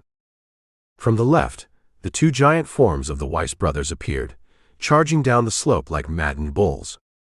They weren't using tactics, they were using brute force, firing their pistols wildly, the bullets ricocheting off the boulders around Rip. They were a diversion, a blunt instrument meant to make him show himself to Kowalski's rifle. Rip was trapped, pinned by the rifle, stalked by the knife, and charged by the berserkers. He had one path. The water. He fired the Springfield once toward the charging brothers, not to hit them but to make them duck. Then he threw the rifle aside. It was too heavy. He scrambled from behind the boulders, sprinting the 10 feet to the water's edge. A bullet from Kowalski's rifle tore through the sleeve of his shirt. He didn't hesitate. He dove headfirst into the cold, shocking water of Jacob's Well. He swam down deep, the pressure building in his ears. The clear water was his only cover. He opened his eyes and saw the dark shapes of the Weiss brothers standing at the edge of the pool, firing their pistols into the water, the bullets trailing useless streams of bubbles. He swam for the far side, toward the deepest part of the pool where the spring fed out into a submerged creek bed. His lungs were on fire. He had to surface. He broke the surface behind a rocky outcrop on the far side, gasping for air. Kowalski's rifle cracked again, the bullet smacking the water inches from his face. Rip took one last desperate breath and submerged again, pulling himself into the current of the outflowing creek. He was swept into a dark underwater channel, scraping his body against the rocks, his clothes tearing. He had lost the rifle, his hat, and the few rounds of ammunition he had for the Colt. All he had was the pistol itself, tucked in his waistband, and a single desperate chance. He was washed out 50 yards downstream, bruised, half-drowned, and effectively unarmed. But he was alive. 2 days later, a scarecrow of a man stumbled into the dusty yard of Tanner's trading post. The post was a lonely adobe building 40 miles south of the Badlands, a place for trappers and prospectors to trade pelts and dust for flour, salt, and whiskey. Rip's clothes were in tatters. He was gaunt, his eyes burning with fever from a dozen infected cuts. He had 4 bullets and an empty stomach. He pushed through the door. The place smelled of tanned leather, chewing tobacco, and dust. An old man with a long stained beard stood behind a rough-hewn counter. This was Tanner. He looked up, his eyes widening at the sight of Rip. "Lord God," Tanner whispered. "What happened to you?" "Apaches." "Something like that," Rip rasped. "I need food. And cartridges. .45 Colt." Tanner's eyes flickered with fear. He'd heard the stories that drifted in with the trappers. Stories of a manhunt, of a big reward put up by Murdoch. He looked at Rip's haggard face, the raw rope burn still visible on his neck. I don't know if I got any .45s, Tanner stammered. "Look again," Rip said, his voice quiet but carrying a weight that made the old man flinch. He put his last $2 on the counter. "And a slab of bacon. Some coffee." Tanner was about to move when the door swung open again, so hard it slammed against the wall. The sunlight was blocked out by the massive frames of the Weiss brothers. They filled the doorway, their long coats swirling with dust, their flat eyes scanning the dim interior. "We are looking for a man," Carl Weiss said, his voice a low growl. Tanner froze, his hand halfway to a box of cartridges. Rip didn't move. He was standing near a stack of beaver pelts, half hidden in the shadows. His hand rested on the grip of the Colt.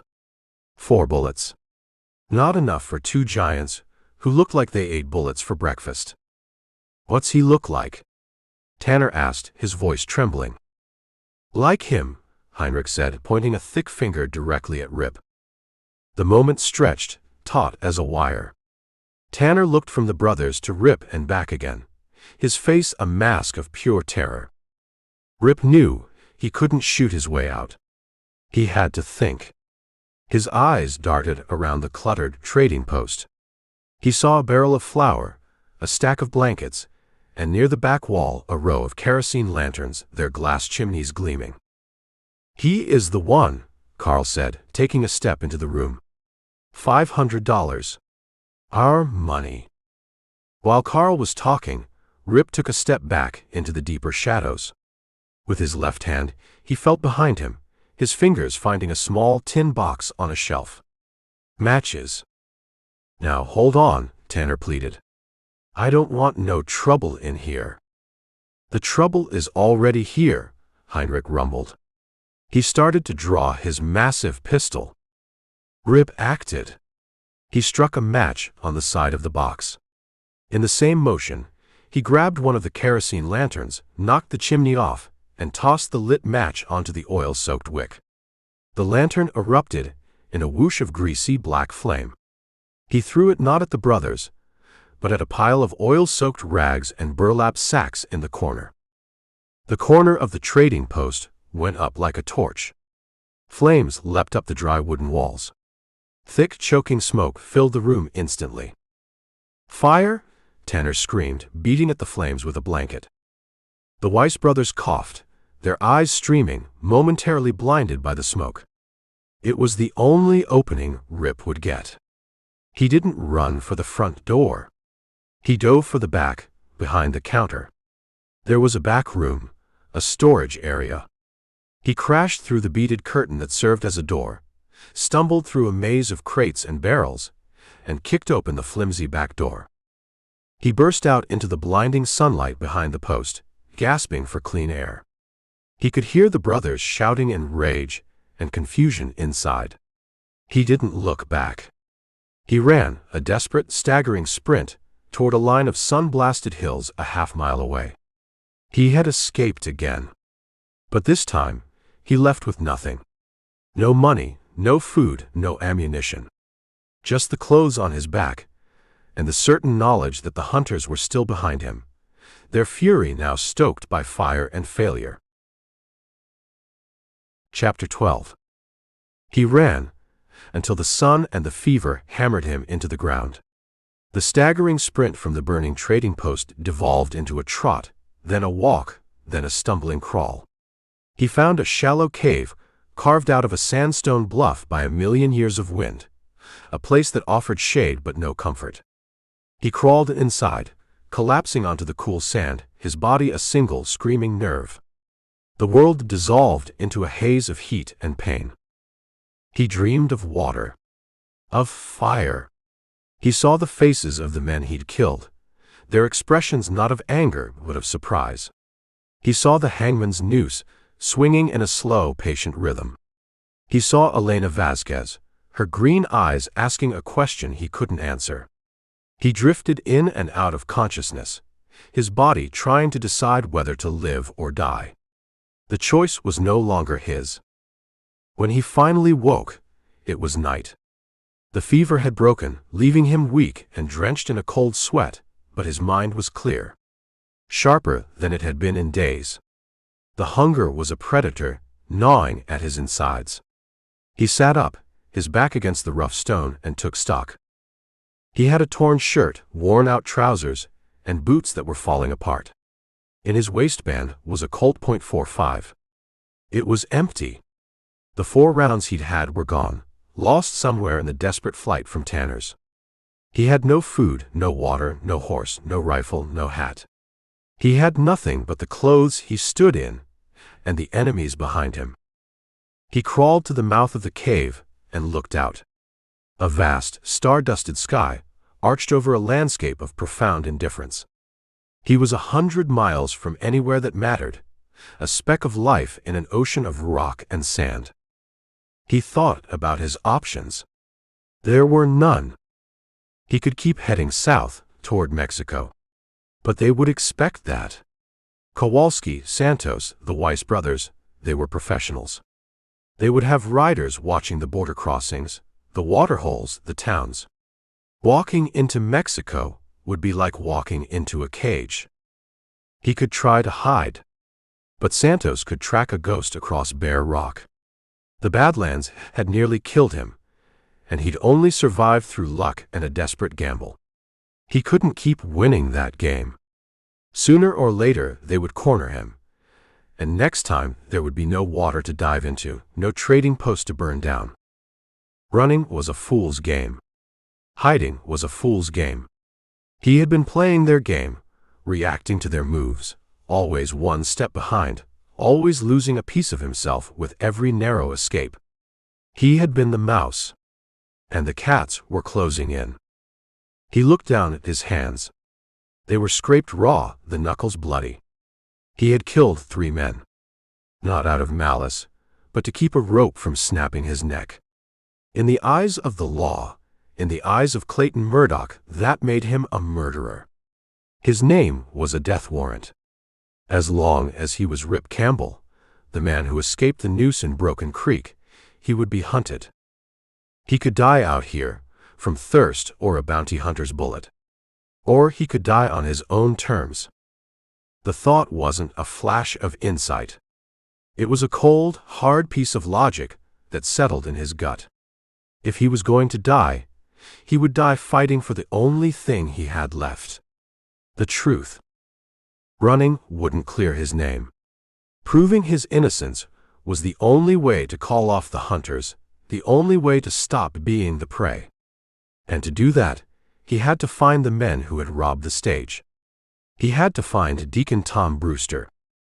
He had to stop running away from the fire and walk back into it. The decision settled him. The panic, the desperation that had been driving him for days, receded, replaced by a cold, familiar calm. The mindset he used when he was the one doing the hunting. He had been tracking Brewster for 3 months before he'd ridden into the massacre at Devil's Bend. He knew the man's habits, his patterns. But the trail was ice cold now, more than a week old. He needed to get back to the beginning. Back to Devil's Bend. He stood up, his body protesting, and walked out of the cave. He was weak, but his purpose gave him strength.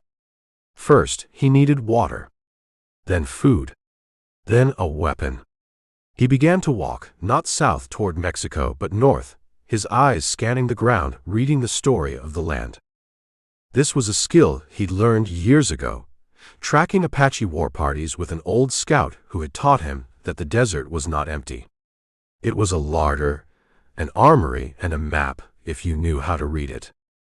He found water before dawn, a seep at the base of a cliff marked by a patch of green rushes. He drank, filled his empty canteen, and kept moving. As the sun rose, he found what he was looking for, the thin, tough stalk of a yucca plant. He used a sharp piece of flint to saw it down.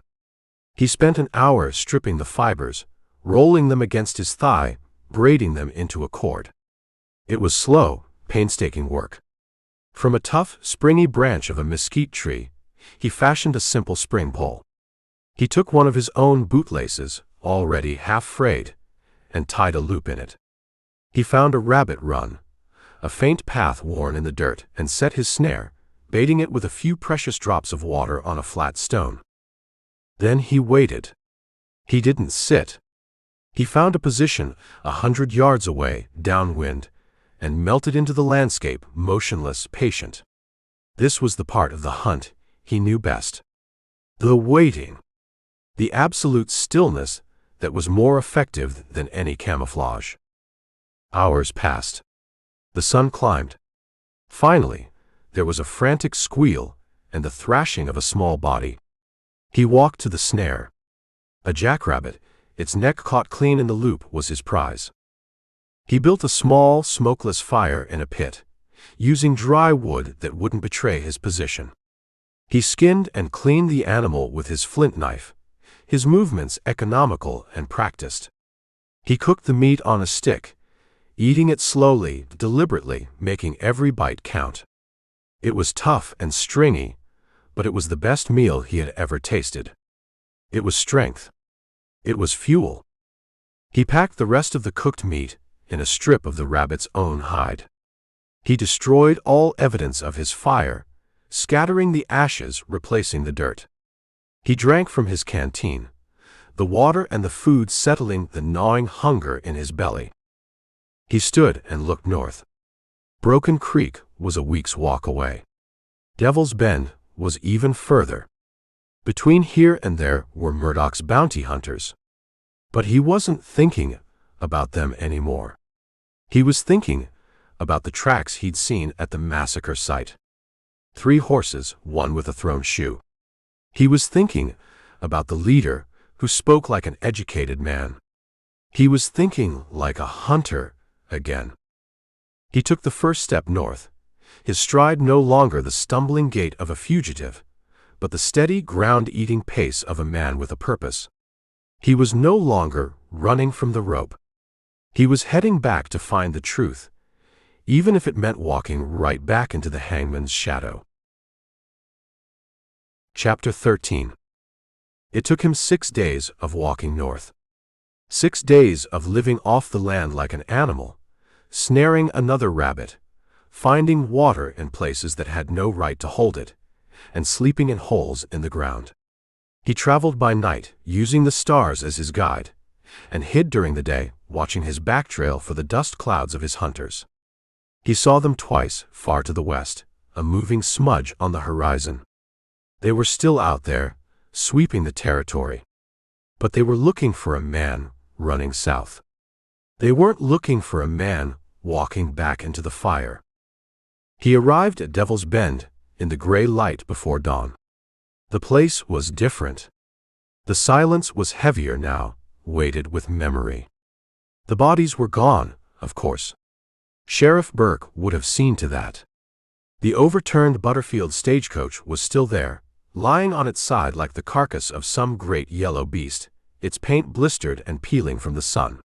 The wind had scattered the mail across the alkali flats, white envelopes turning to gray pulp in the dirt. Rip didn't approach the coach.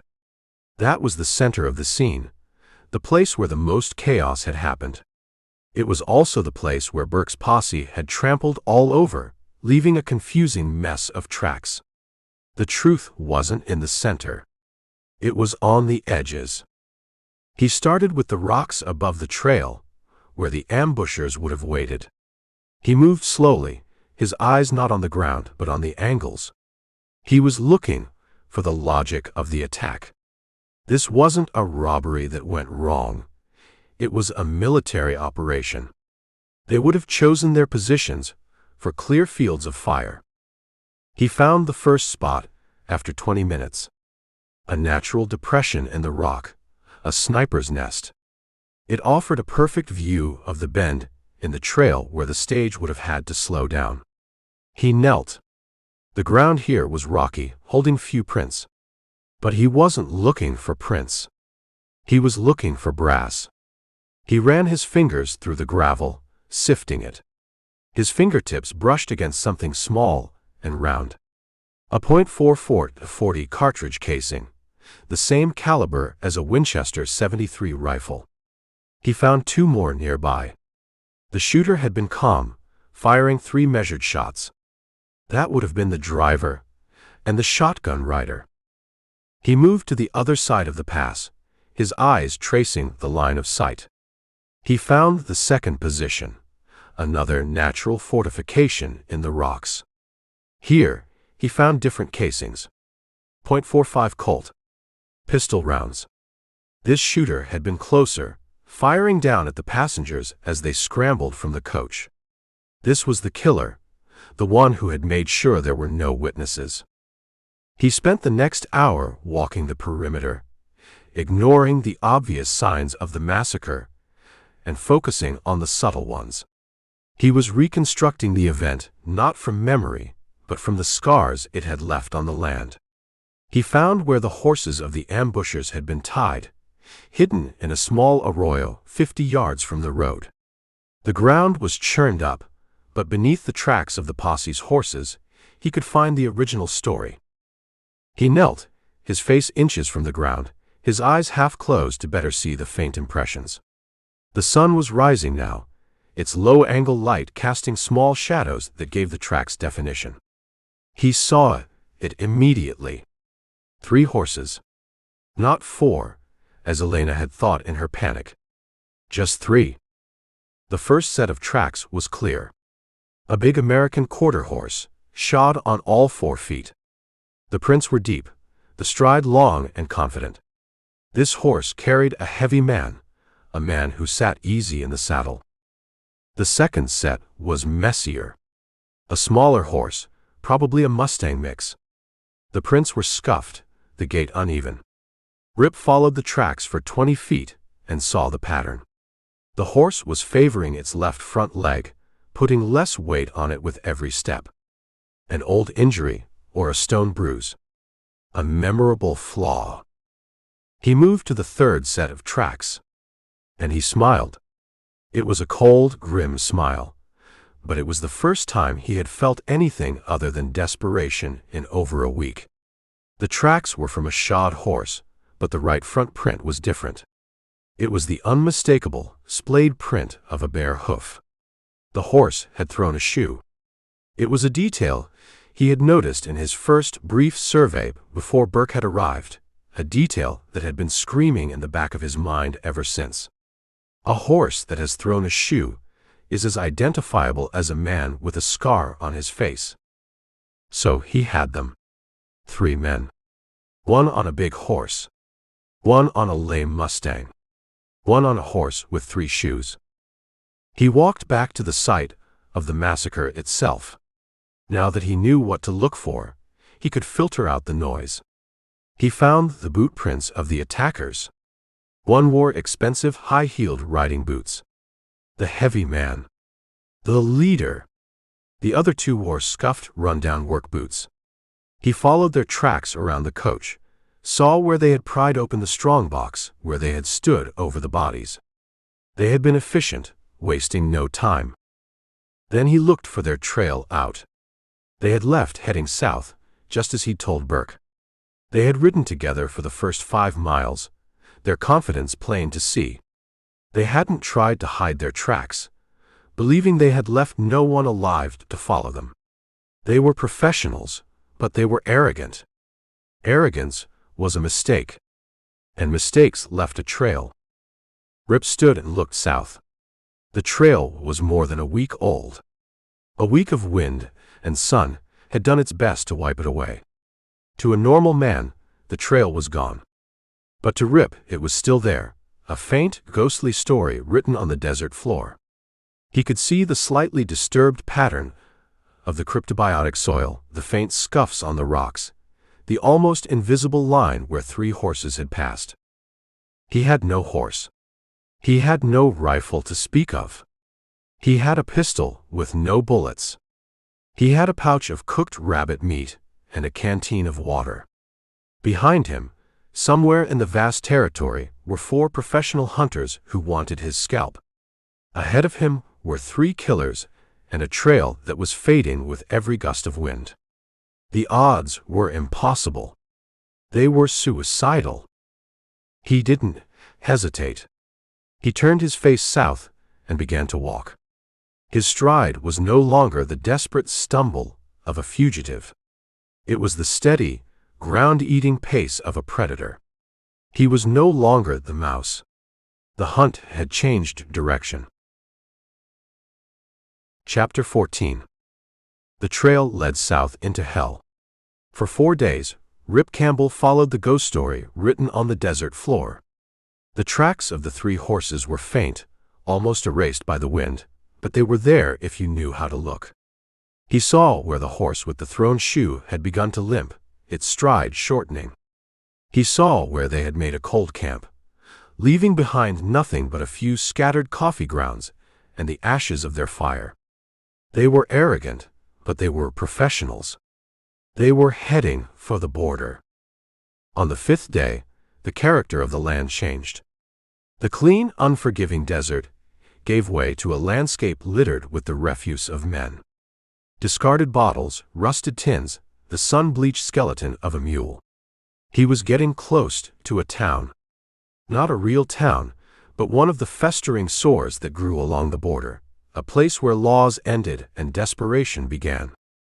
He saw it from a low rise at dusk. Perdition. The name was fitting.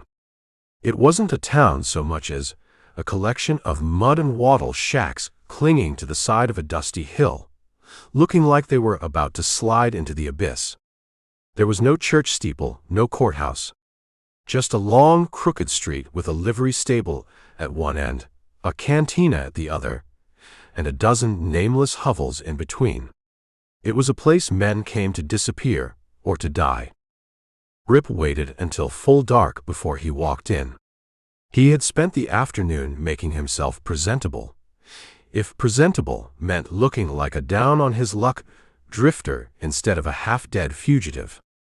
He had washed in a cattle trough, slicked his hair back with water, and arranged the tatters of his shirt to look merely worn, not shot at and ripped. He still had no money.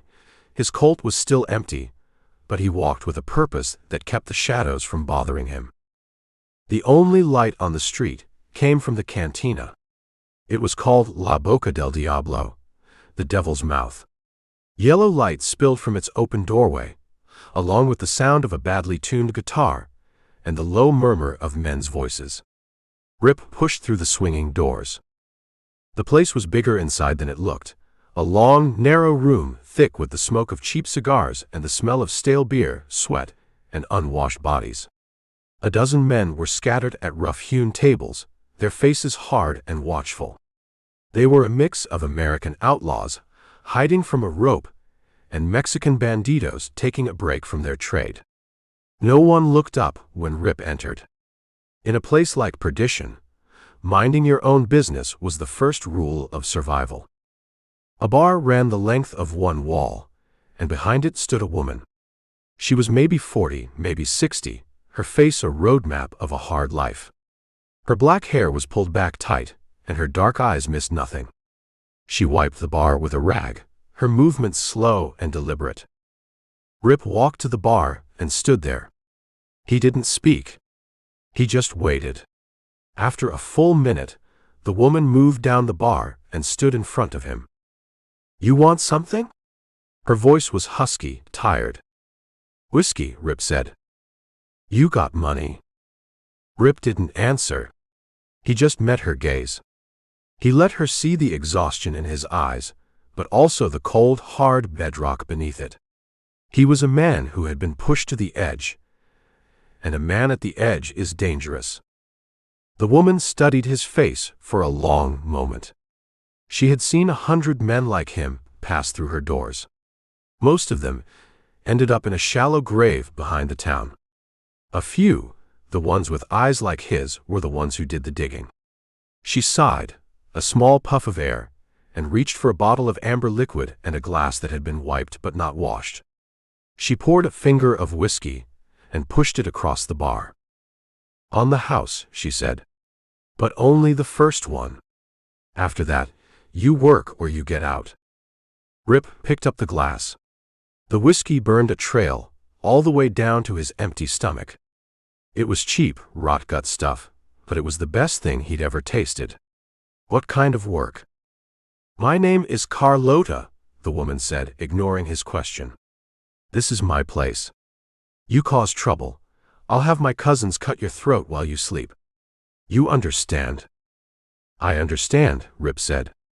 He took another sip of the whiskey, letting the warmth spread through him. He leaned against the bar. "I'm looking for partners. For a job across the line." Carlota laughed, a short, harsh bark. "Everyone who comes to Perdition is looking for a job. Or running from one." "This is a good one," Rip said. "A payroll. But I need men who are reliable. Men who aren't afraid to get their hands dirty. He was fishing, casting a line into the murky water of the cantina. He watched her eyes. "You're looking in the right place for dirty hands," she said. "But you're a few days too late for reliable men with money." Rip kept his expression neutral, but his insides went still. "That's so. See, 3 of them came through here about a week ago. Rode in on tired horses, left on fresh ones." She paused, her eyes narrowing as she remembered. Americans. They had money. A lot of it. Paid for a new horse for their friend, one whose mount had gone lame. Bought a new shoe for another one at the blacksmith. Rip felt a cold thrill. The lame Mustang. The thrown shoe. This was them. "They sound like the kind of men I'm looking for," he said, his voice casual. "What did they look like?" "One was big," Carlota said, wiping a clean spot on the bar. "A leader. Drank whiskey like it was water, but never got drunk. Just colder. The other 2 were just hard-faced boys who did what he said." She looked at Rip. They were celebrating. Bought drinks for the whole room. Bought the girls for the whole night. "A lucky find, maybe," Rip said. "That's what they called it," Carlota confirmed, a flicker of interest in her eyes. "Their lucky find. They spent over $1,000 in here in 2 days. On horses, supplies, women. They were careless. Stupid." Rip finished his whiskey. The pieces were falling into place. They had come here, to this sinkhole, believing they were safe. They'd gotten drunk, gotten careless, and they'd talked. "A man with that much luck might be heading somewhere to spend it," Rip mused as if to himself. "Somewhere with softer beds and cleaner whiskey than perdition." Carlota leaned closer, her voice dropping to a conspiratorial whisper. "The big one, the leader, he was talking to my niece Inez. He was drunker than he thought. He was bragging. He told her he was tired of the dust. Said he was going to Yuma. Said he was going to buy a piece of the new hotel there and live like a king." Yuma. The word hung in the air. It wasn't a cold trail anymore. It was a destination. Rip pushed the empty glass away. He had what he came for. He nodded once to Carlota. "Gracias." "The work," she said, her voice stopping him as he turned to leave. "The floor needs sweeping. My cousins are lazy." Rip looked at the dirt-caked floor, then back at her. He reached into his pocket, pulled out the small, greasy pouch of leftover rabbit meat, and placed it on the bar. "That's all I've got," he said. Carlota looked at the pathetic offering, then at Rip's face. She saw the truth there. He wasn't a drifter looking for a score. He was a hunter, and she had just pointed him toward his prey. She pushed the pouch back toward him. "Keep it," she said. "You look like you need it more than I do." She turned her back on him and began wiping down the bar again, the conversation over. Rip took the pouch and walked out of the cantina back into the crooked street. He didn't look back. He had a name, Yuma. He had a target, a big man who thought he was a king. He still had no horse, no gun, no money. But he had something more important. He had a direction. He turned west and started walking, a ghost leaving a town of ghosts behind, the taste of cheap whiskey still burning in his throat. Chapter 15. The walk to Yuma was a 100-mile prayer to a god that had long since stopped listening. Rip Campbell moved across the desert like a wraith, following the Gila River west, its muddy, sluggish water a lifeline. He traveled at night, the memory of the hunters behind him a spur in his side. During the day, he'd find a washout or a thicket of mesquite and lie still, letting the heat and the world pass him by. On the third night, he got his horse. He saw a single campfire from a mile off, a tiny spark of orange in a vast bowl of darkness. A lone rider. Rip spent 2 hours circling the camp, silent as a hunting owl. The man was a drifter, his face slack with sleep, an empty bottle of tequila beside his bedroll. His horse, a sturdy-looking buckskin, was tethered nearby. Rip didn't like it. Stealing from a man in the middle of the desert was a death sentence. But his own death was coming up fast behind him. He untied the buckskin, his movements slow and deliberate. The horse snorted softly. The man on the ground stirred, mumbling in his sleep. Rip froze, his hand on the horse's muzzle. He waited until the man's breathing evened out again. He led the horse a quarter-mile away before he swung into the saddle. He didn't look back. He now had a horse, a saddle, and the half-full canteen tied to its horn. He also had another man's bad luck on his conscience, but conscience was a weight he couldn't afford to carry. He rode into Yuma 2 days later. It wasn't a dusty hellhole like Perdition, or a one-man town like Broken Creek. Yuma was a city, or what passed for one in Arizona territory. It was built around the infamous territorial prison that squatted on a bluff overlooking the Colorado River, a grim stone monster that gave the whole town a hard edge. The streets were wide, busy with freight wagons, army patrols from the nearby fort, and men of every stripe, from riverboat gamblers in silk vests to hard-faced miners with calloused hands. It was a town built on money, punishment, and secrets. Rip sold the buckskin at the first livery he found, getting $30 from a stable owner who didn't ask where he'd gotten a horse with another man's brand on it. $30 felt like a fortune. His first stop was a pawn shop run by a man with one eye and no curiosity. For $15, he bought a used but well-oiled Colt, a box of 50.45 cartridges, and a holster that didn't quite fit. For another $5, he bought a clean shirt, a pair of canvas trousers, and a wide-brimmed hat that kept the sun off his face. He was no longer a fugitive. He was just another nameless man with a gun on his hip, trying to make his way. He spent the rest of the day listening. He sat in the back of saloons, nursing a single beer, watching the flow of men and money. He learned that the new hotel Carlota's niece had mentioned was the Grand, a 2-story adobe palace with a real piano in the lobby. It was the center of the town's commerce and its corruption. If a man was looking to invest a large sum of stolen money, the Grand was where he would start. That evening, he was in a saloon called the Dusty Spur, a place that catered to freighters and off-duty soldiers. The air was thick with smoke and lies.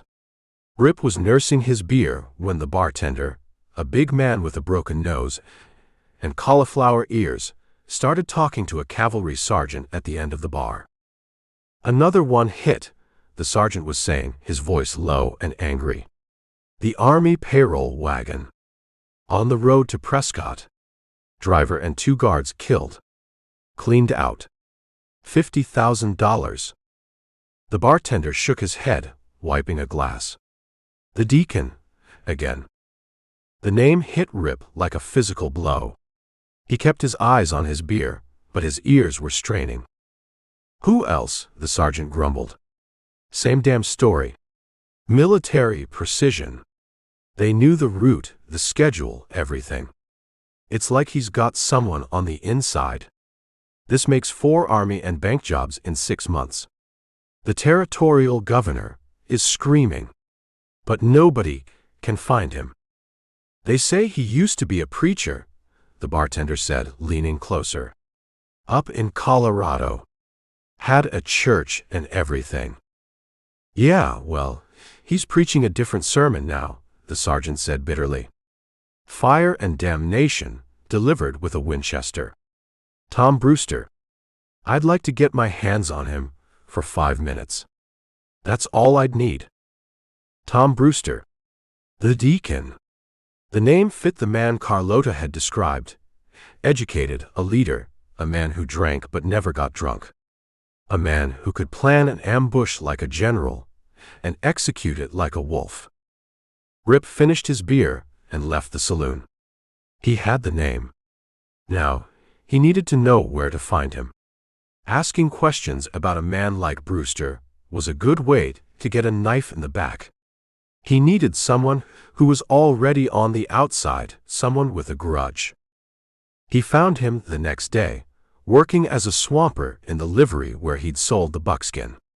The man's name was Silas, and he was old, with a tremor in his hands and the haunted look of a man who'd lost everything. Rip had seen him get pushed around by the stable owner.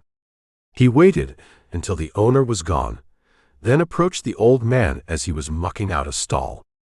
"I'll give you $1 to answer a question," Rip said quietly. Silas looked up, his eyes watery and suspicious. "What kind of question?" "The kind you don't want anyone else to hear." Rip held out the silver dollar. The old man's eyes fixed on it. "I knew a man once," Rip began, his voice low. "A big man. Used to be a preacher. Name of Tom Brewster." Silas flinched. The color drained from his face. He looked around nervously. "I don't know anyone by that name." "I think you do," Rip said. "I hear he's been doing well for himself lately. Hitting payrolls, banks. I hear he's got a crew."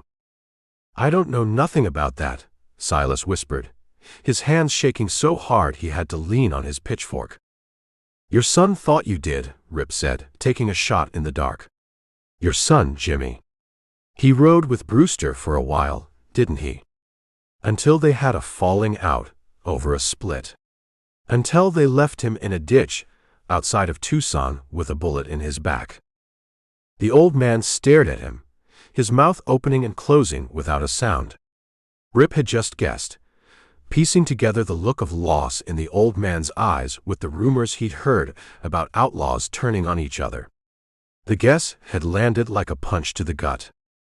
"Who told you that?" Silas finally choked out. "A ghost," Rip said. "Now, I'm looking for Brewster. Not to join him. To end him. You can help me, or you can keep mucking out stalls until you die. Your choice." Silas looked at the silver dollar in Rip's hand, then at the hatred that burned hot and bright in his own memory. "He won't be in Yuma," the old man said, his voice cracking. "Not for long.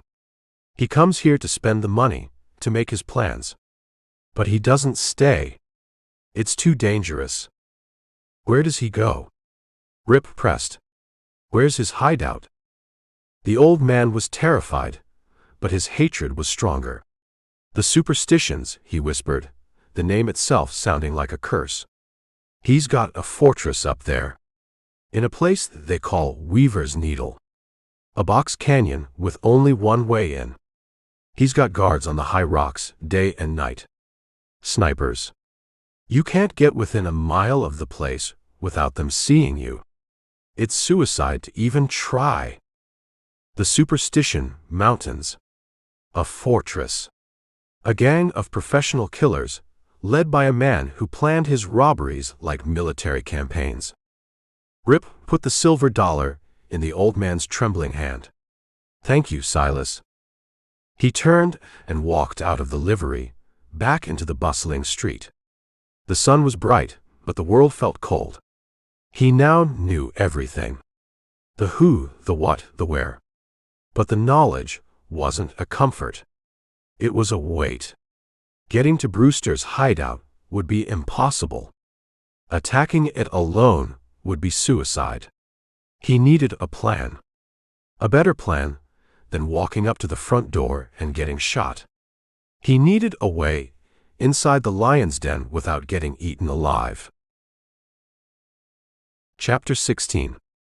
Yuma was a dead end. Rip Campbell had the what and the where, but the how was a sheer rock wall 1,000 feet high. For 2 days he walked the dusty streets, a ghost among the living, turning the problem over in his mind until it was worn smooth as a river stone. The superstitions. Weaver's Needle. A box canyon with snipers on the rim. Walking in the front door was suicide. There was no back door. He needed a key. A person. Someone on the inside, or someone who had been. Someone with a reason to hate Tom Brewster as much as he did. He found himself back in the dusty spur, not because he liked the place, but because it was honest. The whiskey was bad, the floors were dirty, and the desperation was thick enough to taste. It was a place for men with secrets and grudges. He sat at a corner table, nursing a beer, watching the ebb and flow of the room. He wasn't looking for anything in particular, just listening to the rhythm of the place, the low hum of conversations. He heard talk of cattle prices, of a new gold strike up north, of the heat. Then he heard a laugh, sharp and cruel, from a table of mule skinners near the bar.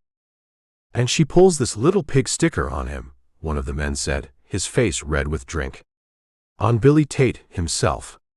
Tells him if he ever speaks her brother's name again, she'll carve his heart out and feed it to the dogs." Another man chuckled. "What did Billy do?" Laughed in her face. Told her to run along and fetch him another beer before he turned her over his knee.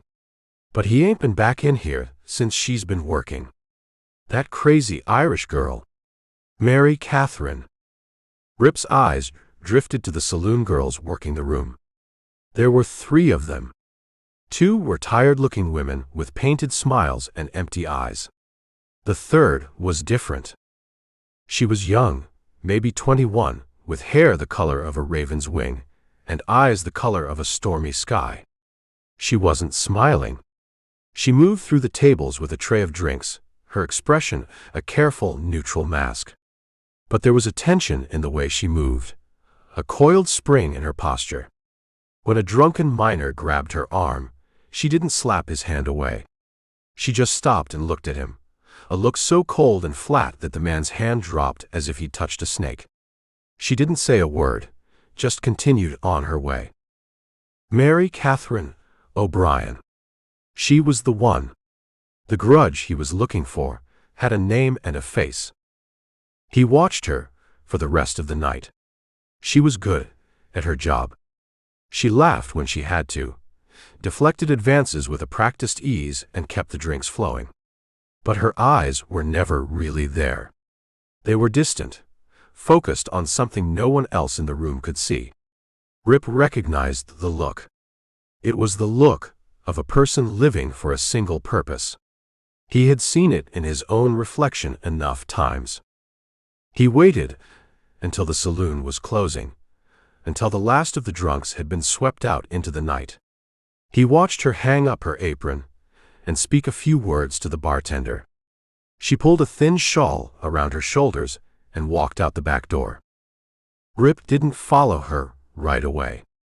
He gave her a full block, then moved into the street, his footsteps silent in the dust. She walked quickly, not looking back, heading toward a row of modest boarding houses near the river. He caught up to her in the deep shadow between 2 buildings. "Mary Catherine," he said, his voice low. She spun around, her hand disappearing into a fold of her dress. When it came out, it was holding a small, wicked-looking knife. She held it like she knew how to use it.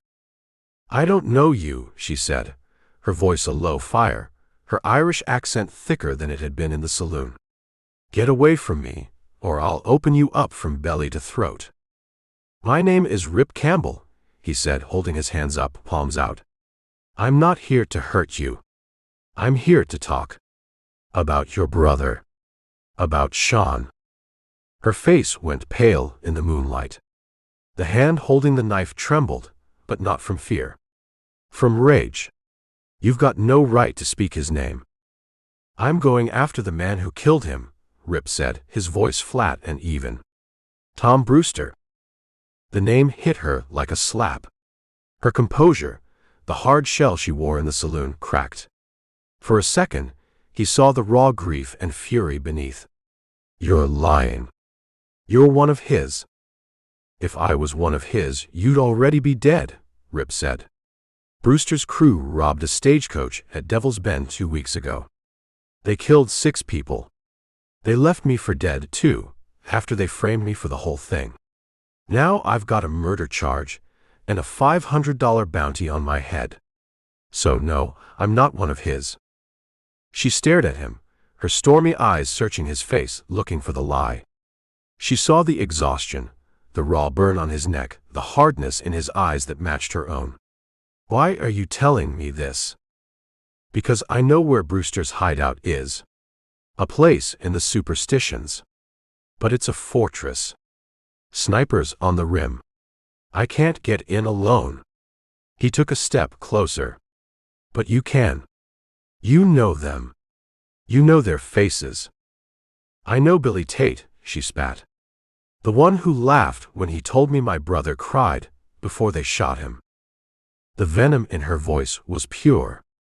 Rip knew he had found his key. "Sean was a good boy," she said, her voice dropping, the fire banking to a low, painful glow. "He was just stupid. He thought they were grand men, adventurers. He fell in with them, thought he could make a name for himself. When he saw what they really were, what they did to people, he wanted out. They wouldn't let him." She looked down at the knife in her hand. "I've been saving my money. For a rifle. I was going to go up there, myself. I didn't care if I died. I just wanted to take one of them with me. Billy Tate."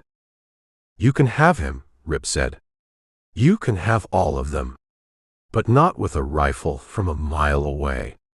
We have to get inside." "How?" she asked, the first flicker of hope warring with her skepticism. "They'd shoot you on sight."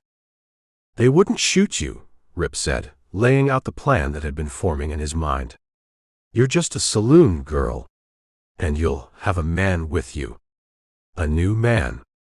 A tough hand with a gun, who's tired of breaking his back for chump change. A man looking to sign on with a real outfit, one that knows how to make real money." She looked at him, understanding dawning in her eyes. "You want to pose as outlaws?" "They're recruiting," Rip said. "The sergeant at the bar was talking about it. Brewster's getting ambitious. He needs more guns for bigger jobs. They'll be looking for men like me." "And a woman like me?" she asked, a bitter twist to her lips. "What's my part?" "You're my way in the door," Rip said. "You tell them you've left Yuma, that you've latched onto a man who can protect you. A man who can take you away from the drunks and the groping hands. You know their vanities. You know how to talk to them." It was a desperate, insane plan. Walking into a nest of killers, armed with nothing but a story. Mary Catherine looked at Rip, at the quiet confidence in his eyes. He wasn't a hero. He was a survivor, just like her. They were two sides of the same coin, forged in loss and betrayal. "If they find out who you are," she whispered. "They won't," Rip said. "And if they do, I'll take a few of them with me. You'll get your chance at Billy Tate. That's my promise." She stood there for a long time, the moonlight glinting on the blade of her knife. The sounds of the town, the distant piano, the slow current of the river all faded away. There was only the two of them, two ghosts in the alley, bound by a shared desire for vengeance. Finally, she closed her hand, and the knife disappeared back into her dress. She looked up at him, her eyes clear and hard as diamonds. "When do we leave?" she asked. Chapter 17. They bought 2 horses with the last of Rip's money, and rode east from Yuma, away from the river and into the jagged heart of the mountains. They didn't look like allies. They looked like a story. He was the quiet, hard-faced man with a new colt on his hip, a man who rode with his shoulders slumped in a way that wasn't weariness but a coiled readiness. She was the dark-haired saloon girl who had traded her apron for a saddle, her face set in a look of grim determination that she tried to soften whenever they saw another rider on the trail. "You'll have to smile more," Rip told her on the second day, not looking at her. "You look like you're on your way to a funeral." "I am," Mary Catherine said, her voice flat. "Mine or theirs. It makes no difference." "It makes a difference to the story," Rip said. "You're a girl who's found a man she thinks is a ticket to a better life. You should look hopeful. A little scared, maybe. But not like you're about to commit murder." She tried to smile. It was a brittle, unconvincing thing. "Better." "Keep practicing," Rip said. They rode for 3 days, speaking little, a silent tension crackling between them. They were partners in a desperate gamble, but they were not friends. He was a means to an end for her, and she was a key for him. They reached the foothills of the Superstition Mountains, a brutal sawtooth range that looked like the devil's own spine. The air grew thin and hot. Old Silas's directions had been good. They found the canyon that led toward Weaver's Needle, a narrow slit in a wall of towering rock. "This is it," Rip said, pulling his horse to a halt. "From here on, we're being watched." He looked at her. "You ready?" She took a deep breath, her hand straying for a moment to the fold in her dress where her knife was hidden. She nodded, her face pale but her eyes hard. "Let's get it over with." They rode into the canyon. The walls rose up on either side, casting them in shadow. The silence was unnerving. 100 yards in, a voice echoed from the rocks above. "That's far enough. State your business." Rip reined in his horse, letting it stand. He didn't look up. He let Mary Catherine handle it. "We're looking for Mr. Brewster," she called out, her voice higher than usual, laced with a practiced, hopeful tremor. "We were told he might have work." There was a long silence. Rip could feel the unseen eyes on them, the crosshairs of a rifle settling on his chest. "Who told you?" The voice from the rocks demanded. "A man in Yuma." Mary Catherine called back. "He said Mr. Brewster was a man who appreciated talent." "My man here," she gestured to Rip, "he's got talent. And I'm tired of serving whiskey to pigs." Another silence. Then ride on. Slow. Keep your hands where I can see them. They rode forward. The canyon twisted and turned, a natural maze. After another quarter-mile, it opened into a wide box canyon. It was a perfect hideout. A stream ran through the center, and a dozen rough shacks and tents were scattered among the cottonwood trees. 20 or more horses were in a rope corral. Men were lounging in the shade, cleaning guns, playing cards. It was a hornet's nest. A man stepped out to meet them. He was big, with a thick beard and a rifle held casually in the crook of his arm. Rip recognized him instantly. He was one of the men from Devil's Bend. Not the leader, but one of the two who had worn the run-down boots. "The deacon's busy?" the man said, his eyes flicking from Rip to Mary Catherine and back again. "What do you want?" "The name's Cole," Rip said, using the first name that came to mind. "This is Mary. We heard you were looking for good men." The man's eyes lingered on Mary Catherine, a slow, appreciative look that made Rip's hand itch for his gun. "We might be. What makes you good?" "I can handle a gun," Rip said. "And I don't ask questions."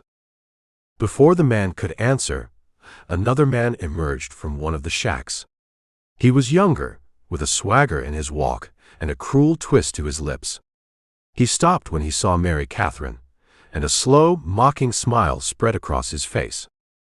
"Well, well," he said. "Look what the cat dragged in. Little Mary Catherine O'Brien. I told you you'd get tired of that dusty saloon." It was Billy Tate. Mary Catherine's body went rigid. Rip saw her hand twitch. He nudged his horse closer to hers, a subtle warning. "Hello, Billy," she said, her voice tight. "I see you're still alive." "Up, pity." Tate laughed. Still got that Irish fire, I see. Who's this? He jerked his chin at Rip. This is Cole, Mary Catherine said, forcing a possessive tone. My man. He's taking me away from all that. Rip dismounted, his movements slow and deliberate. He felt a dozen pairs of eyes on him, sizing him up. He needed to establish his credentials. I'm looking for work, Rip said to Tate. The kind that pays better than punching cows. Tate looked him up and down. We ain't hiring cowpunchers. He turned to the first man. This is Bobby Morse, my associate. Rip looked at Morse. The man's eyes were narrowed, a flicker of something in their depths. A vague familiarity. Morse had been at the stagecoach robbery. He had been one of the shooters. But had he gotten a good look at Rip in the chaos? You look familiar, Morse said slowly, his gaze fixed on Rip's face. I've got one of those faces, Rip said, his voice flat. He didn't let his eyes waver. Come on, Bobby, leave him be, Tate said, distracted by Mary Catherine. Let the deacon sort him out. Come on, Mary girl. Let's get you a real drink. Tate reached for her horse's bridle, but Rip stepped in front of him. She stays with me. The challenge was plain. The camp went quiet. Tate's smile vanished, replaced by a scowl. You got a lot of sand for a man looking for a job. The tension was broken by a new voice, a calm, authoritative voice that came from the largest shack. That's enough, Billy. Bring our guests inside. Tom Brewster stepped out into the sun. He was a big man, as Carlota had said, with silvering hair at his temples and intelligent, watchful eyes. He didn't look like an outlaw. He looked like a senator or a judge. He wore a clean shirt and a silk vest. He held a book in his hand, his finger marking his place. Welcome to my humble parish, Brewster said with a thin smile. I'm always looking for new converts. Come in. We'll talk. They followed him into the shack. It was furnished with a proper desk, chairs, and a shelf of books. A map of the territory was pinned to one wall. For the next hour, the masquerade held. Rip spun a story about being a hired gun from Texas, tired of small-time range wars. Mary Catherine played her part, staying close to Rip, her animosity toward Tate simmering just below the surface. Brewster listened, his eyes never leaving Rip's face, asking sharp, probing questions. Bobby Morse stood by the door, his arms crossed, his brow furrowed in concentration. He kept staring at Rip, the nagging familiarity gnawing at him. And then he remembered. Devil's Bend, Morse said suddenly, the words cutting through the conversation. Everyone froze. What was that, Bobby? Brewster asked, his voice soft. Devil's Bend, Morse repeated, his eyes wide now with dawning recognition. He pointed a shaking finger at Rip. He was there. After. Kneeling over the girl. The Spanish girl. I saw him when we rode off. He was there. The room exploded. Billy Tate went for his gun, a snarl on his face. Brewster kicked his chair back, his hand diving inside his coat. Rip moved faster. He didn't draw on Brewster. He drew and fired at the lantern hanging from the ceiling. The shack was plunged into a confusing twilight of shattered glass and spilling oil. In the same motion, he lunged across the desk, not at Brewster, but at Bobby Morse. He needed him alive. He hit Morse low, driving his shoulder into the man's gut, and they crashed through the flimsy wall of the shack and out into the sunlight. The rest of the gang, drawn by the gunshot, was already reacting. A gunfight erupted in the narrow canyon. Rip held the struggling Morse in a chokehold, using him as a human shield. Tell them to hold their fire, he yelled, pressing the muzzle of his Colt to Morse's temple. From inside the shack, Mary Catherine's personal war began. A single gunshot, then a man's scream of agony. She had gotten her chance at Billy Tate. Bullets were flying from all directions. Men were shouting. Rip dragged the terrified Morse backward, toward the horse corral. He had to get out of the canyon, and he had to take his witness with him. The entire camp was a shooting gallery, and he was the only target. Chapter 18. The canyon had become a slaughterhouse. Gunsmoke, thick and acrid, hung in the air, blurring the edges of the cottonwood trees and the rough-hewn shacks. Men were yelling, firing from behind rocks and wagons, their shots kicking up dust and whining off the canyon walls. It was chaos, but it was a focused chaos, and it was all directed at him. Rip Campbell dragged the sputtering, terrified Bobby Morse backward, the muzzle of his Colt pressed hard against the man's temple. "Tell them to back off," Rip yelled, his voice raw. "Don't shoot," Morse shrieked, his voice cracking. "For God's sake, hold your fire. He's got me." The shooting faltered for a moment. Tom Brewster's voice cut through the lull, cold and furious. "He's bluffing. Rush him.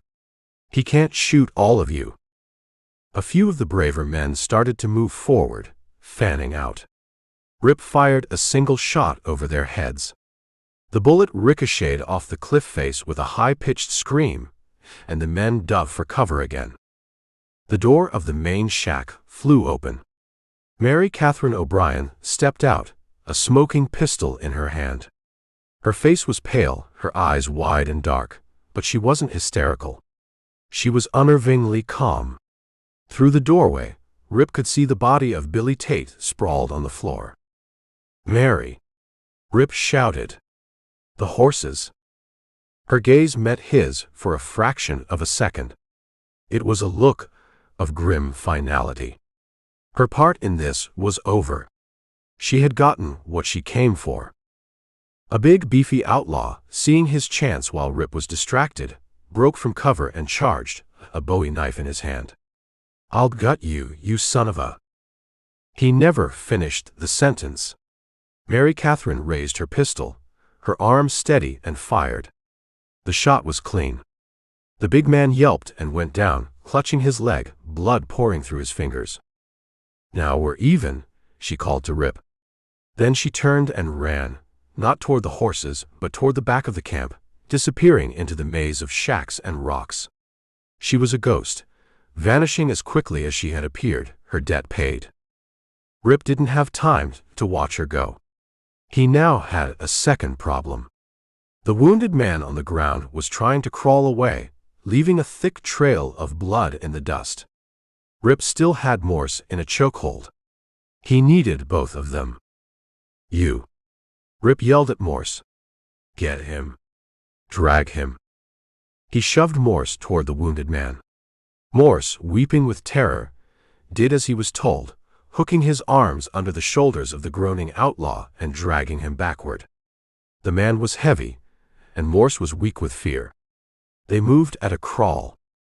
Rip provided covering fire, using his last few rounds sparingly, making each shot count, forcing Brewster's men to keep their heads down. He backed toward the rope corral, dragging his two prisoners with him. The horses were panicked, rearing and snorting. "Get the saddles on two of them?" Rip ordered Morse. Now. It was a nightmare of fumbling hands and terrified horses. Morse, his hands shaking uncontrollably, could barely lift the heavy saddles. The wounded man was moaning, a dead weight on the ground. Rip had to divide his attention between holding the gang at bay and getting his prisoners ready. He finally managed to get the two men tied and thrown over the backs of two horses. He grabbed a third for himself, swung into the saddle, and holding the reins of the other two horses, kicked his mount hard. They galloped out of the corral, a desperate, clumsy trio. Brewster's men opened fire in earnest now, a full-throated volley of lead. A bullet tore through the fleshy part of Rip's arm, a hot, searing pain. Another grazed his horse's flank, making it scream and buck.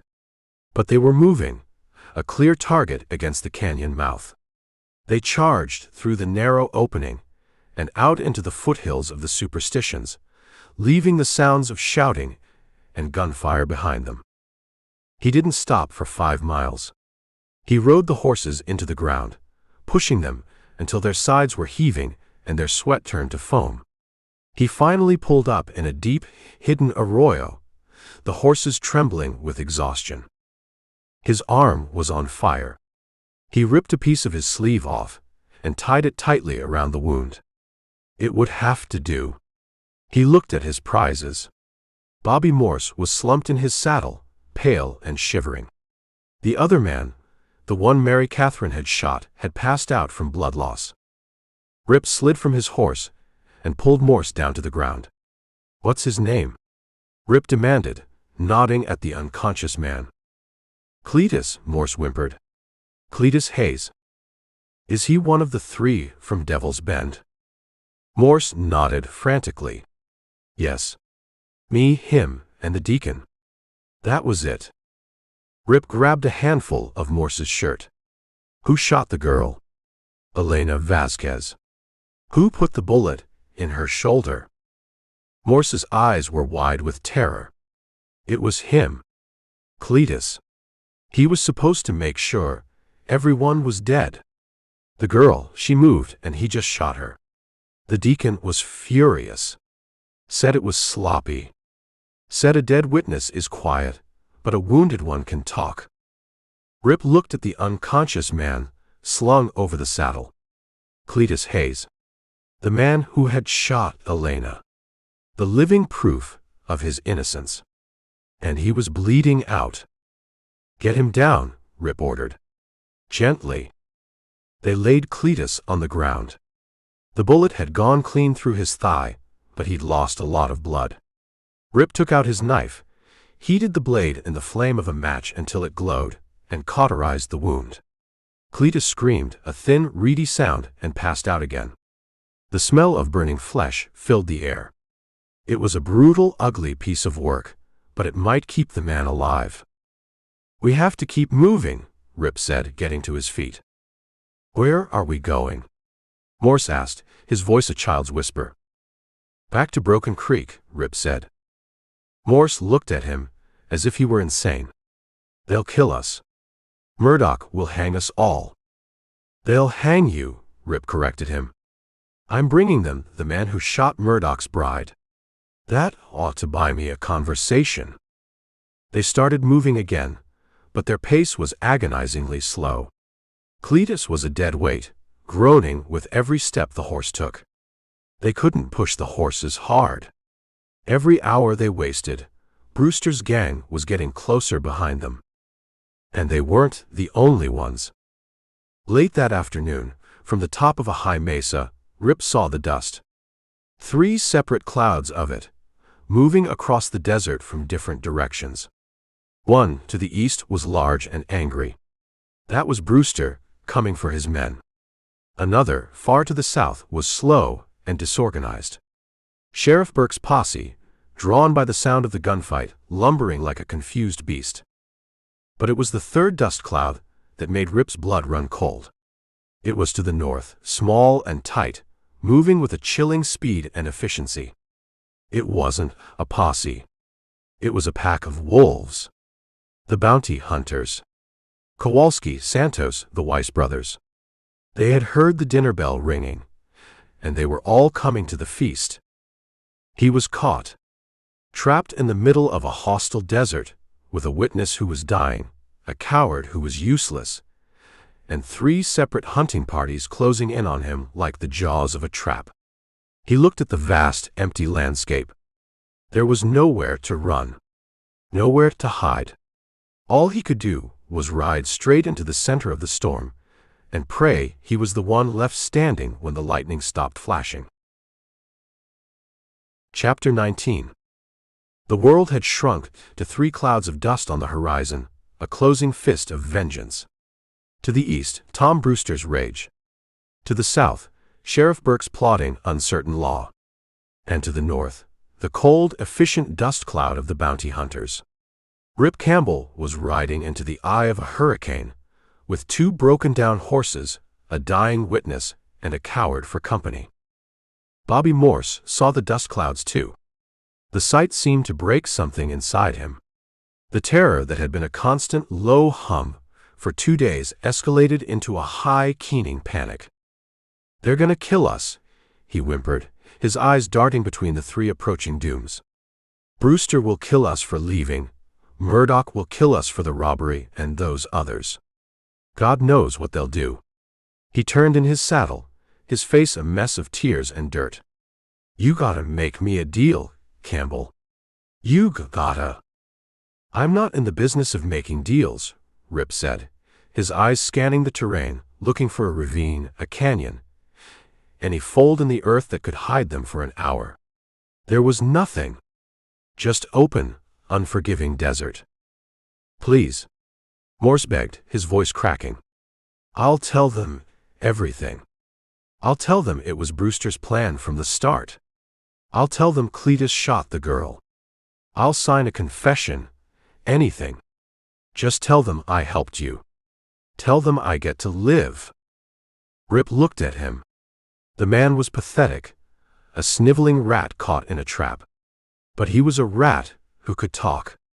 Rip's plan to ride into Broken Creek with Cletus as proof was a long shot. A confession from a second gang member would be better. It might be enough to make Murdoch pause before ordering another rope. "You give me your confession," Rip said, his voice hard, "and I'll tell Burke you cooperated. That's all. I can't promise you what Murdoch will do." "That's good. That's enough," Morse said, nodding frantically. "I'll tell them whatever you want." The southern dust cloud was the closest. Sheriff Burke's posse. They were clumsy, but they were persistent. Rip changed direction slightly, heading straight for them. It was a gamble. Walking into the arms of the law was better than being caught by Brewster or the bounty hunters, but it was still walking into a cage. They rode on, the wounded Cletus groaning with every step, a dead weight that slowed them to a crawl. The air grew thick with tension. Morse was no longer crying. He was watching Rip, his eyes narrow and calculating. The rat was no longer just scared, he was thinking. He was looking for a better deal. They were less than a mile from the outskirts of Broken Creek when Morse made his move. They were riding through a stretch of broken country, dotted with mesquite and palo verde trees. Sheriff Burke's posse was just over the next rise, their dust thick in the air. "My leg," Morse said suddenly, crying out in pain. "I think it's broken. I can't ride." He slumped in his saddle, pretending to fall. It was a clumsy, obvious act. Rip reined in, sighing with weary frustration. He dismounted and walked toward Morse's horse. "Get down," Rip said. "We'll walk from here." As Rip reached for the bridle, Morse launched himself from the saddle. He didn't go for Rip's gun. He did something smarter, something more treacherous. He started screaming. "Help! Somebody help me! He's trying to kill us. He's the one.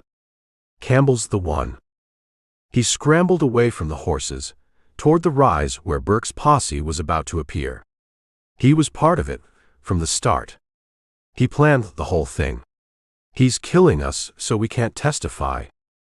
Rip stood frozen for a half-second, stunned by the sheer, audacious treachery of the lie.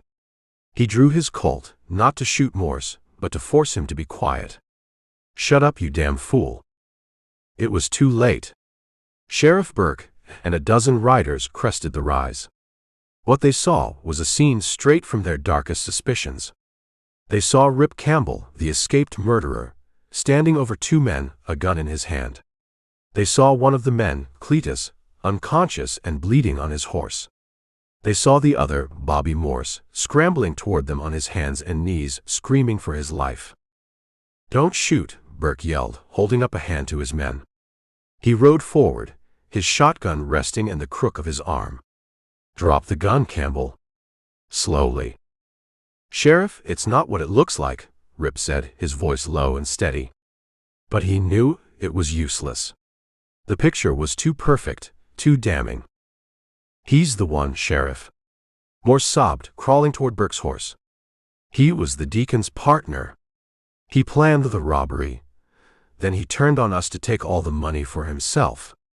He was taking us out here to put bullets in our heads." Burke looked from the weeping Morse to Rip's hard, impassive face. He saw the gun in Rip's hand. He saw the two captured men. Morse's story, as much of a lie as it was, made a kind of terrible sense. It explained everything. It explained how Campbell was at the scene, how he knew so much, how he had survived. It painted a picture of a ruthless outlaw trying to clean up his loose ends. "I'm bringing you the men who robbed the stage," Rip said, trying to cut through the lie. "This man, Cletus Hayes, is the one who shot Elena Vasquez. Morse here just confessed it." "He's lying," Morse shrieked. "He beat it out of me. He was gonna kill me next." Burke's face was a mask of grim certainty. He had trusted his gut once and let Campbell go, and it had resulted in more dead men and his own humiliation. He would not make that mistake again. "I said, drop the gun," Burke repeated, his voice leaving no room for argument. Rip looked at the faces of the posse. He saw no doubt, no mercy. He saw only the reflection of their own fear and certainty. He was trapped. The double cross was complete. He slowly, carefully, placed the Colt on the ground.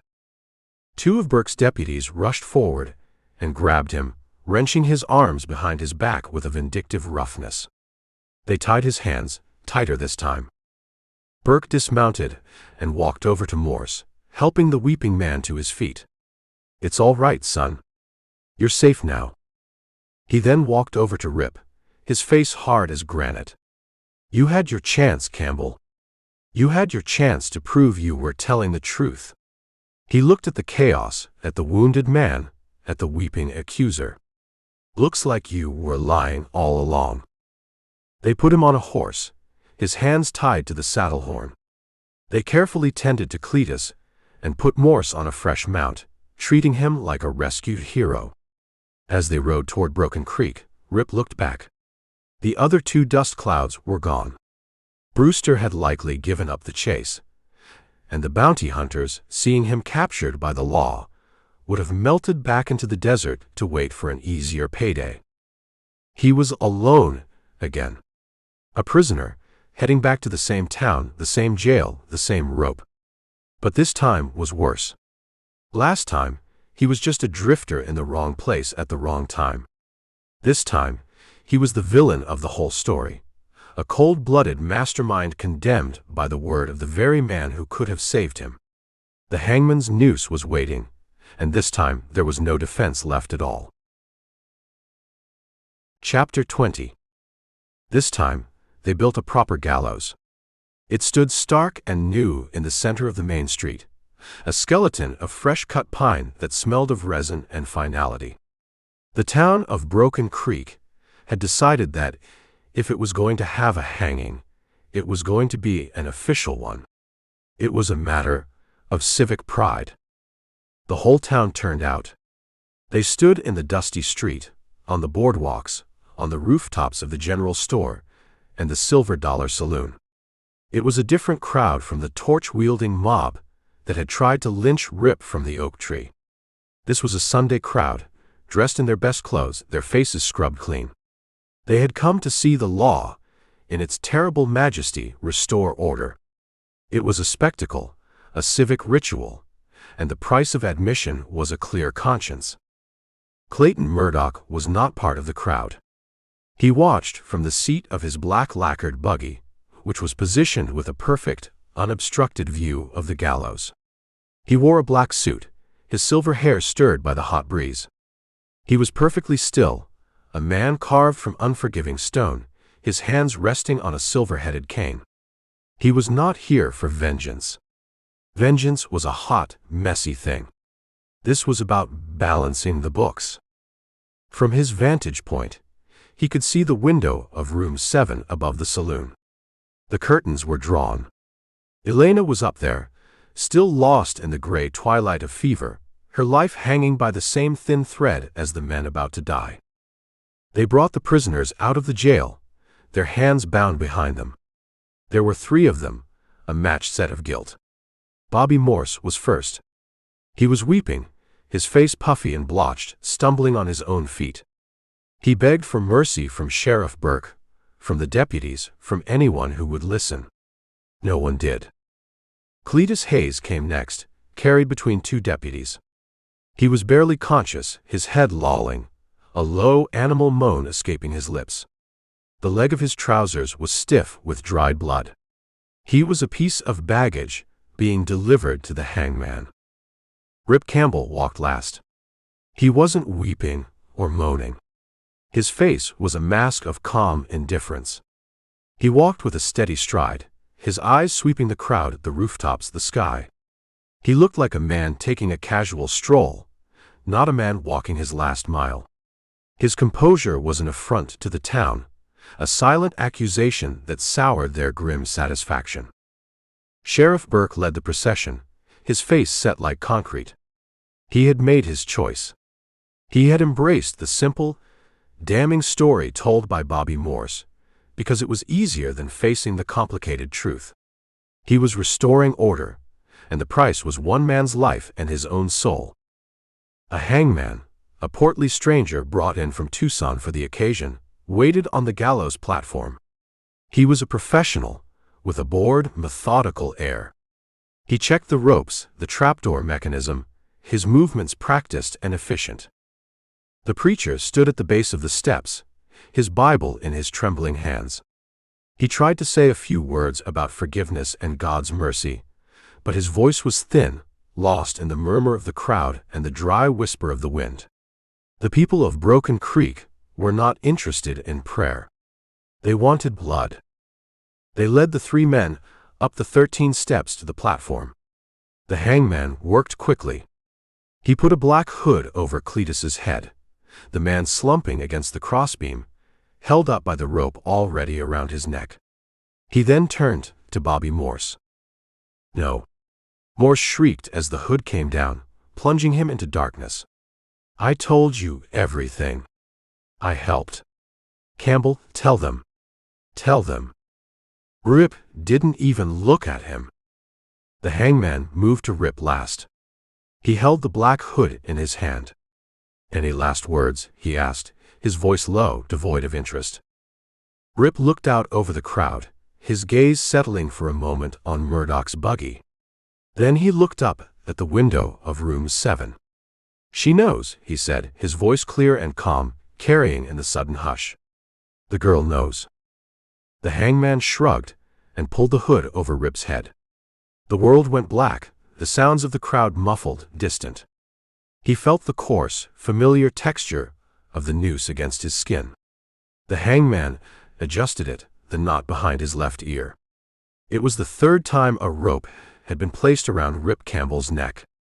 He had a feeling it would be the last. He stood in the darkness, feeling the heat of the sun on his shoulders, the slight sway of the platform beneath his feet. He heard the hangman's heavy footsteps cross the platform. He heard the metallic sound of the lever being engaged. He heard the collective, indrawn breath of the crowd. He stood straight, braced himself, and waited for the floor to fall away. Chapter 21. The world under the black hood was nothing but the sound of Rip Campbell's own breathing and the frantic hammering of his heart. He felt the platform tremble as the hangman stepped back to the lever. He heard the collective intake of breath from the crowd, a human tide about to witness the final pull of the undertow. He braced himself for the long fall into darkness. The metallic click of the lever being thrown was loud, obscene in the silence. A woman's voice cut through the air. "Stop." It wasn't a scream. It was a command. Clear, sharp, and carrying an authority that defied the grave. It came from above. The trapdoor, which had begun to give way beneath Rip's feet, shuddered to a halt. The mechanism had caught, half sprung. The crowd, as one, looked up. On the balcony of the Silver Dollar Saloon, outside the window of room 7, a figure stood. It was Elena Vasquez. She was wrapped in a white sheet, her dark hair spilling over her shoulders. She looked like a ghost, her face pale as bone china, so frail it seemed a strong breeze would shatter her. She was leaning heavily on the railing, and beside her, Dr. Holliday stood with a hand on her arm, his face a mask of alarm. "Elena," Clayton Murdoch whispered from his buggy, the name a prayer and a curse. He started to rise, to go to her, but he was frozen in place by the power in her gaze. Sheriff Burke, standing at the base of the gallows, stared up in disbelief. "Get her back inside, Doc. She's not well." "I am well enough," Elena's voice rang out, stronger now, fueled by a fire that burned away the fever. "Well enough to stop you from committing murder." A murmur went through the crowd, a ripple of confusion and unease. This was not part of the show. "That man," she said, and a pale, trembling hand rose and pointed directly at the hooded figure of Rip Campbell. "His name is Rip Campbell, and he is not a killer." The crowd was silent now, a stunned, gaping quiet. "The day of the massacre," Elena continued, her voice gaining strength with every word. "After the shooting stopped, after the real killers rode away, I was lying in the dust, bleeding. I was dying. And he found me." She looked down at the sea of faces, her eyes finding Clayton Murdoch's. "He did not hurt me. He knelt beside me. He used his own kerchief to stop the bleeding. He gave me water from his own canteen. He spoke to me, kept me from slipping away. He saved my life." Her words fell like stones into the silence, each one sending out waves of doubt. The people in the crowd looked at each other, their righteous certainty beginning to crumble, replaced by a dawning, sickening shame. They looked at Rip's still, hooded figure on the gallows.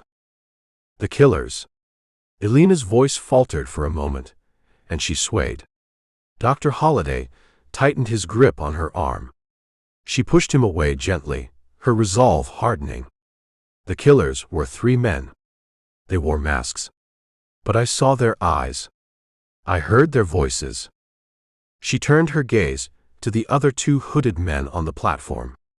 The weeping, sniveling shape of Bobby Morse, and the slumped, unconscious form of Cletus Hayes. "Sheriff," she commanded, her voice ringing with the authority of the wronged. "Take the hoods off those 2. Sheriff Burke stood paralyzed, his face ashen. He looked at Murdoch, who gave a single, almost imperceptible nod.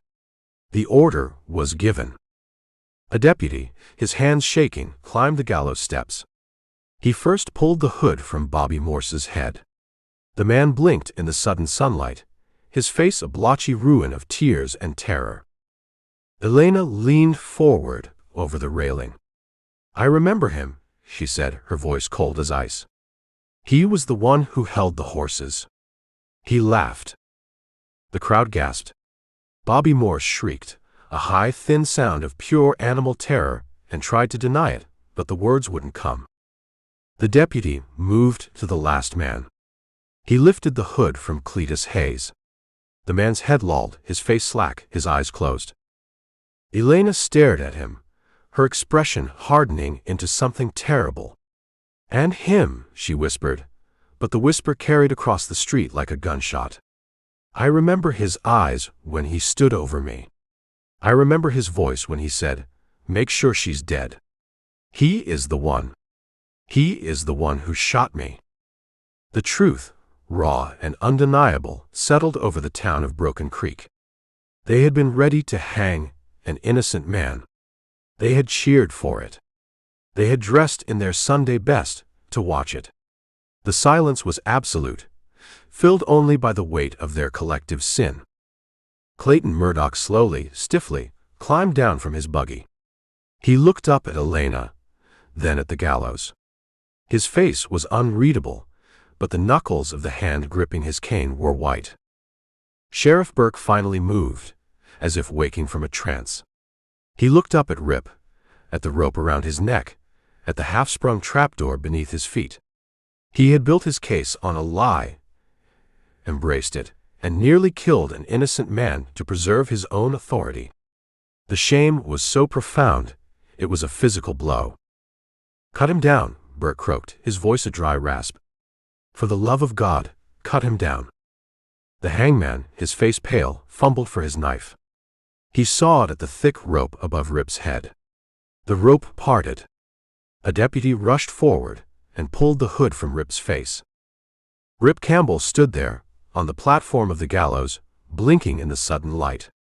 He was surrounded by the wreckage of their justice. He looked at the horrified faces of the crowd, at the broken figure of Sheriff Burke, at the cold, calculating eyes of Clayton Murdoch. He was alive. He was innocent. And he was standing in the center of a town that would never be able to look him in the eye again. Chapter 22. Rip Campbell stood on the gallows, the frayed end of the rope dangling beside his head like a dead serpent. The black hood lay at his feet. He blinked, his eyes adjusting to the harsh sunlight, and looked out at the town of Broken Creek. He saw 100 faces, and in every single one he saw the same thing, a profound, gut-wrenching shame. The bloodlust that had united them just minutes before had curdled into a sick, silent horror. They had come for a righteous hanging, a piece of civic theater to cleanse the town of its fear. Instead, the curtain had been pulled back, and they'd been shown a mirror. They didn't like what they saw. Men who had been shouting for his blood now stared at their own boots. Women who had craned their necks for a better view now shielded their children's eyes. Sheriff Dalton Burke, his face the color of old ash, climbed the 13 steps with the heavy tread of a man ascending to his own execution. He didn't look at Rip. He couldn't. He walked over to the other two figures. "Cut them down," he ordered the hangman, his voice a dead monotone. "And get them to the jail. They'll stand trial. A proper one."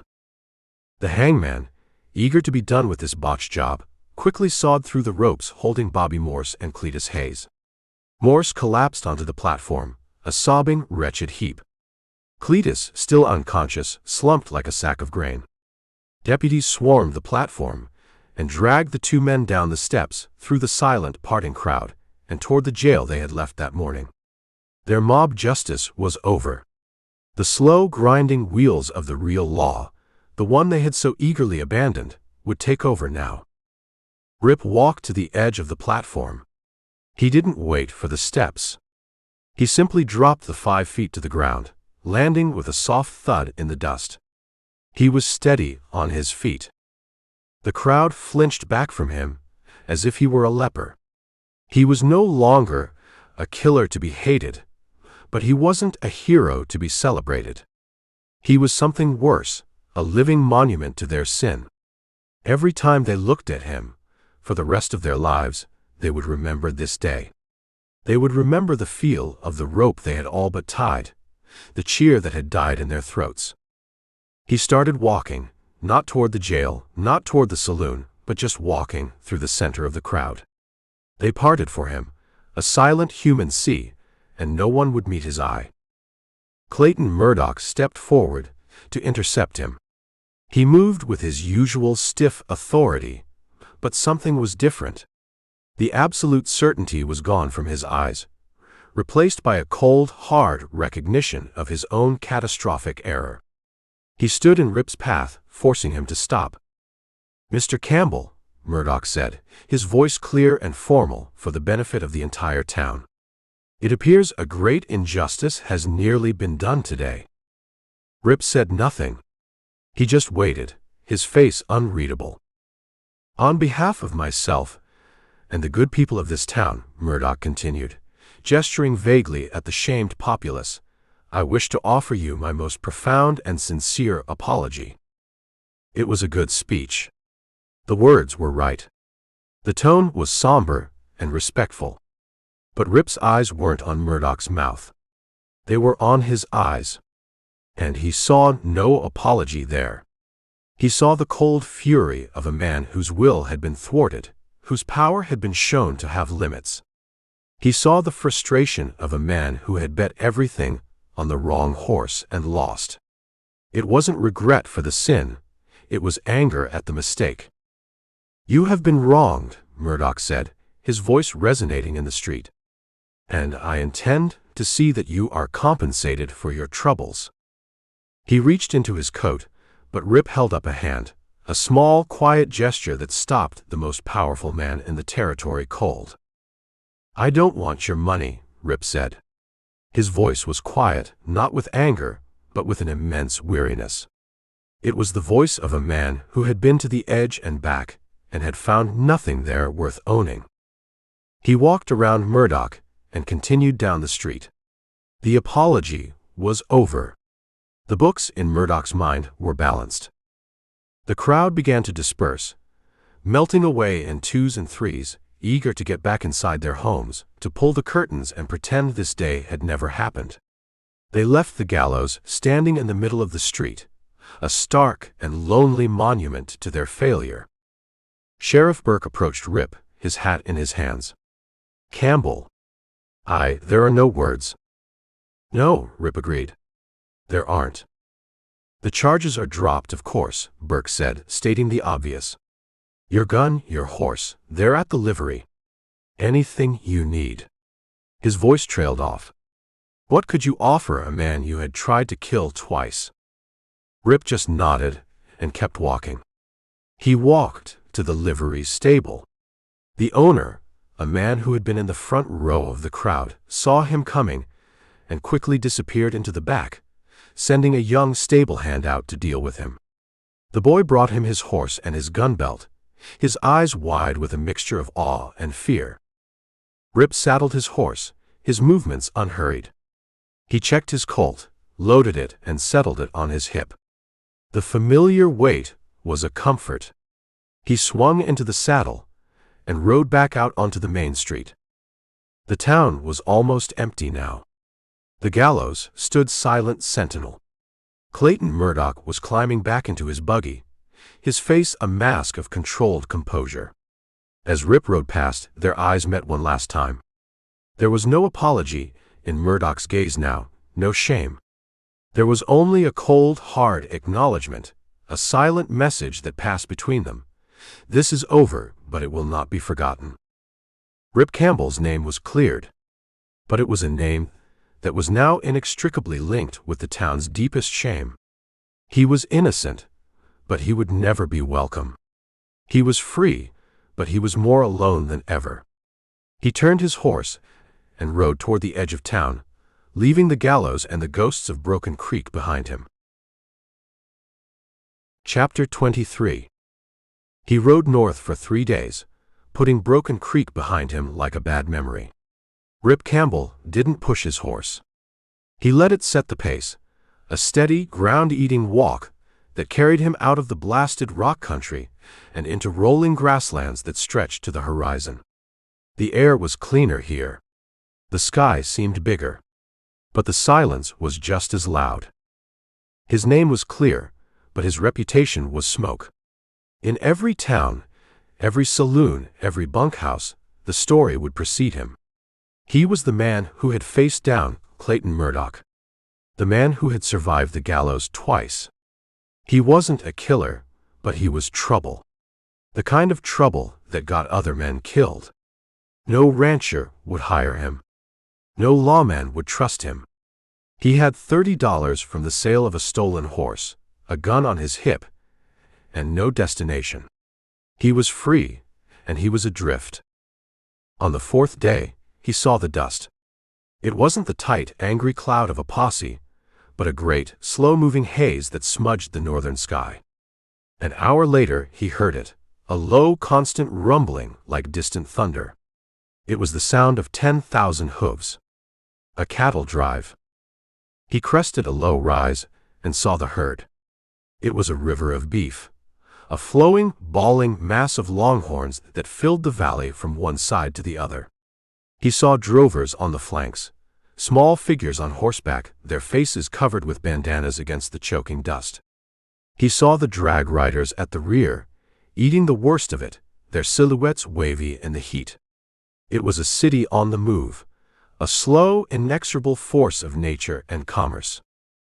And it was work. Hard, dirty, dangerous work. But it was honest. Rip rode a wide circle around the main herd, heading for the point. The point riders were the best men, guiding the lead steers. The trail boss would be somewhere near them. He found him a half-mile ahead of the herd, sitting on a big chestnut gelding, watching the cattle through a pair of field glasses. He was an older man, maybe 60, with a face that looked like it had been carved from saddle leather and left out in the sun. A white, untrimmed mustache drooped over a grim mouth. He wore a sweat-stained hat and a vest that had seen better decades. He lowered the glasses as Rip approached, his eyes a pale, washed-out blue, and they held no welcome. "That's close enough," the man said, his voice a gravelly rasp. He didn't touch the worn colt on his hip, but his hand rested on his thigh, inches away. Rip reined in his horse, 20 feet away. "Looking for the trail boss." "You found him," the man said. "Name's Jedediah Kane. What do you want?" "The name's Campbell," Rip said, leaving off the first name. "I'm looking for work." Kane's pale eyes swept over him, taking in the worn clothes, the good horse, the way he sat easy in the saddle. It was a professional assessment, a quick and brutal accounting. "We're not hiring." "You're moving a big herd," Rip said, nodding toward the river of cattle. "Looks like you could use another hand." "I can always use another hand," Kane said. "What I can't use is trouble." "You look like trouble." Rip didn't flinch. "I can handle a rope and a gun. I stay sober on the trail. And I do what I'm paid to do." Kane was silent for a long moment, his gaze unwavering. He was weighing Rip, judging him against some internal scale. "Where are you coming from?" "Broken Creek." The name landed with a soft thud. Kane's expression didn't change, but a flicker of something, recognition, caution, passed through his eyes. "Heard things have been lively down that way." "Things have settled down," Rip said. "I'll bet," Kane said, a dry, humorless sound. He spat a stream of tobacco juice into the dust. "I've got 16 men on this drive. Pushing 3,000 head of Circle K beef, all the way to the railhead at Dodge City. It's a long, hard push. The pay is $40 a month, and found. You eat dust for breakfast, lunch, and dinner. You sleep on the ground with one eye open. And you might get shot." Rip's eyes sharpened. "The usual hazards, then. River crossings, stampedes, rustlers." "Rustlers ain't the problem," Kane said, his voice dropping. He looked back at his herd, a shadow passing over his leathery face. "Men are the problem." He looked back at Rip. "You want the job, you can have it. I need a man to ride drag. It's the worst position on the drive. But I'm telling you now, it's open for a reason." "What reason is that?" Rip asked. Kane pulled a worn plug of tobacco from his vest and bit off a piece, chewing it thoughtfully. "The last man I had riding drag took a bullet in the back 3 nights ago. Just vanished from his post during the night watch. We found him at sunup, face down in a prairie dog town. No tracks, no witnesses. Just a dead man." Rip felt a familiar coldness settle in his gut. He had just ridden out of one kind of trouble and straight into another. And the man before him, Kane continued, his voice a low monotone. "A kid from East Texas. Good hand with a rope. He disappeared 2 weeks ago on the Pecos River. We never found the body. Just his horse wandering loose." "That's 2 men," Rip said. 3, Kane corrected him. "I lost another one before we even crossed into the territory. A knife in the ribs while he was on watch. Looked like he'd been in a fight, but his gun was still in his holster. 3 dead men. Not rustlers. Not a stampede. Something else. Something happening from within the drive itself. Cain was hiring a man, but he was also looking for something. He was looking at Rip, at the quiet deadliness in his eyes, and he wasn't just seeing a potential drover.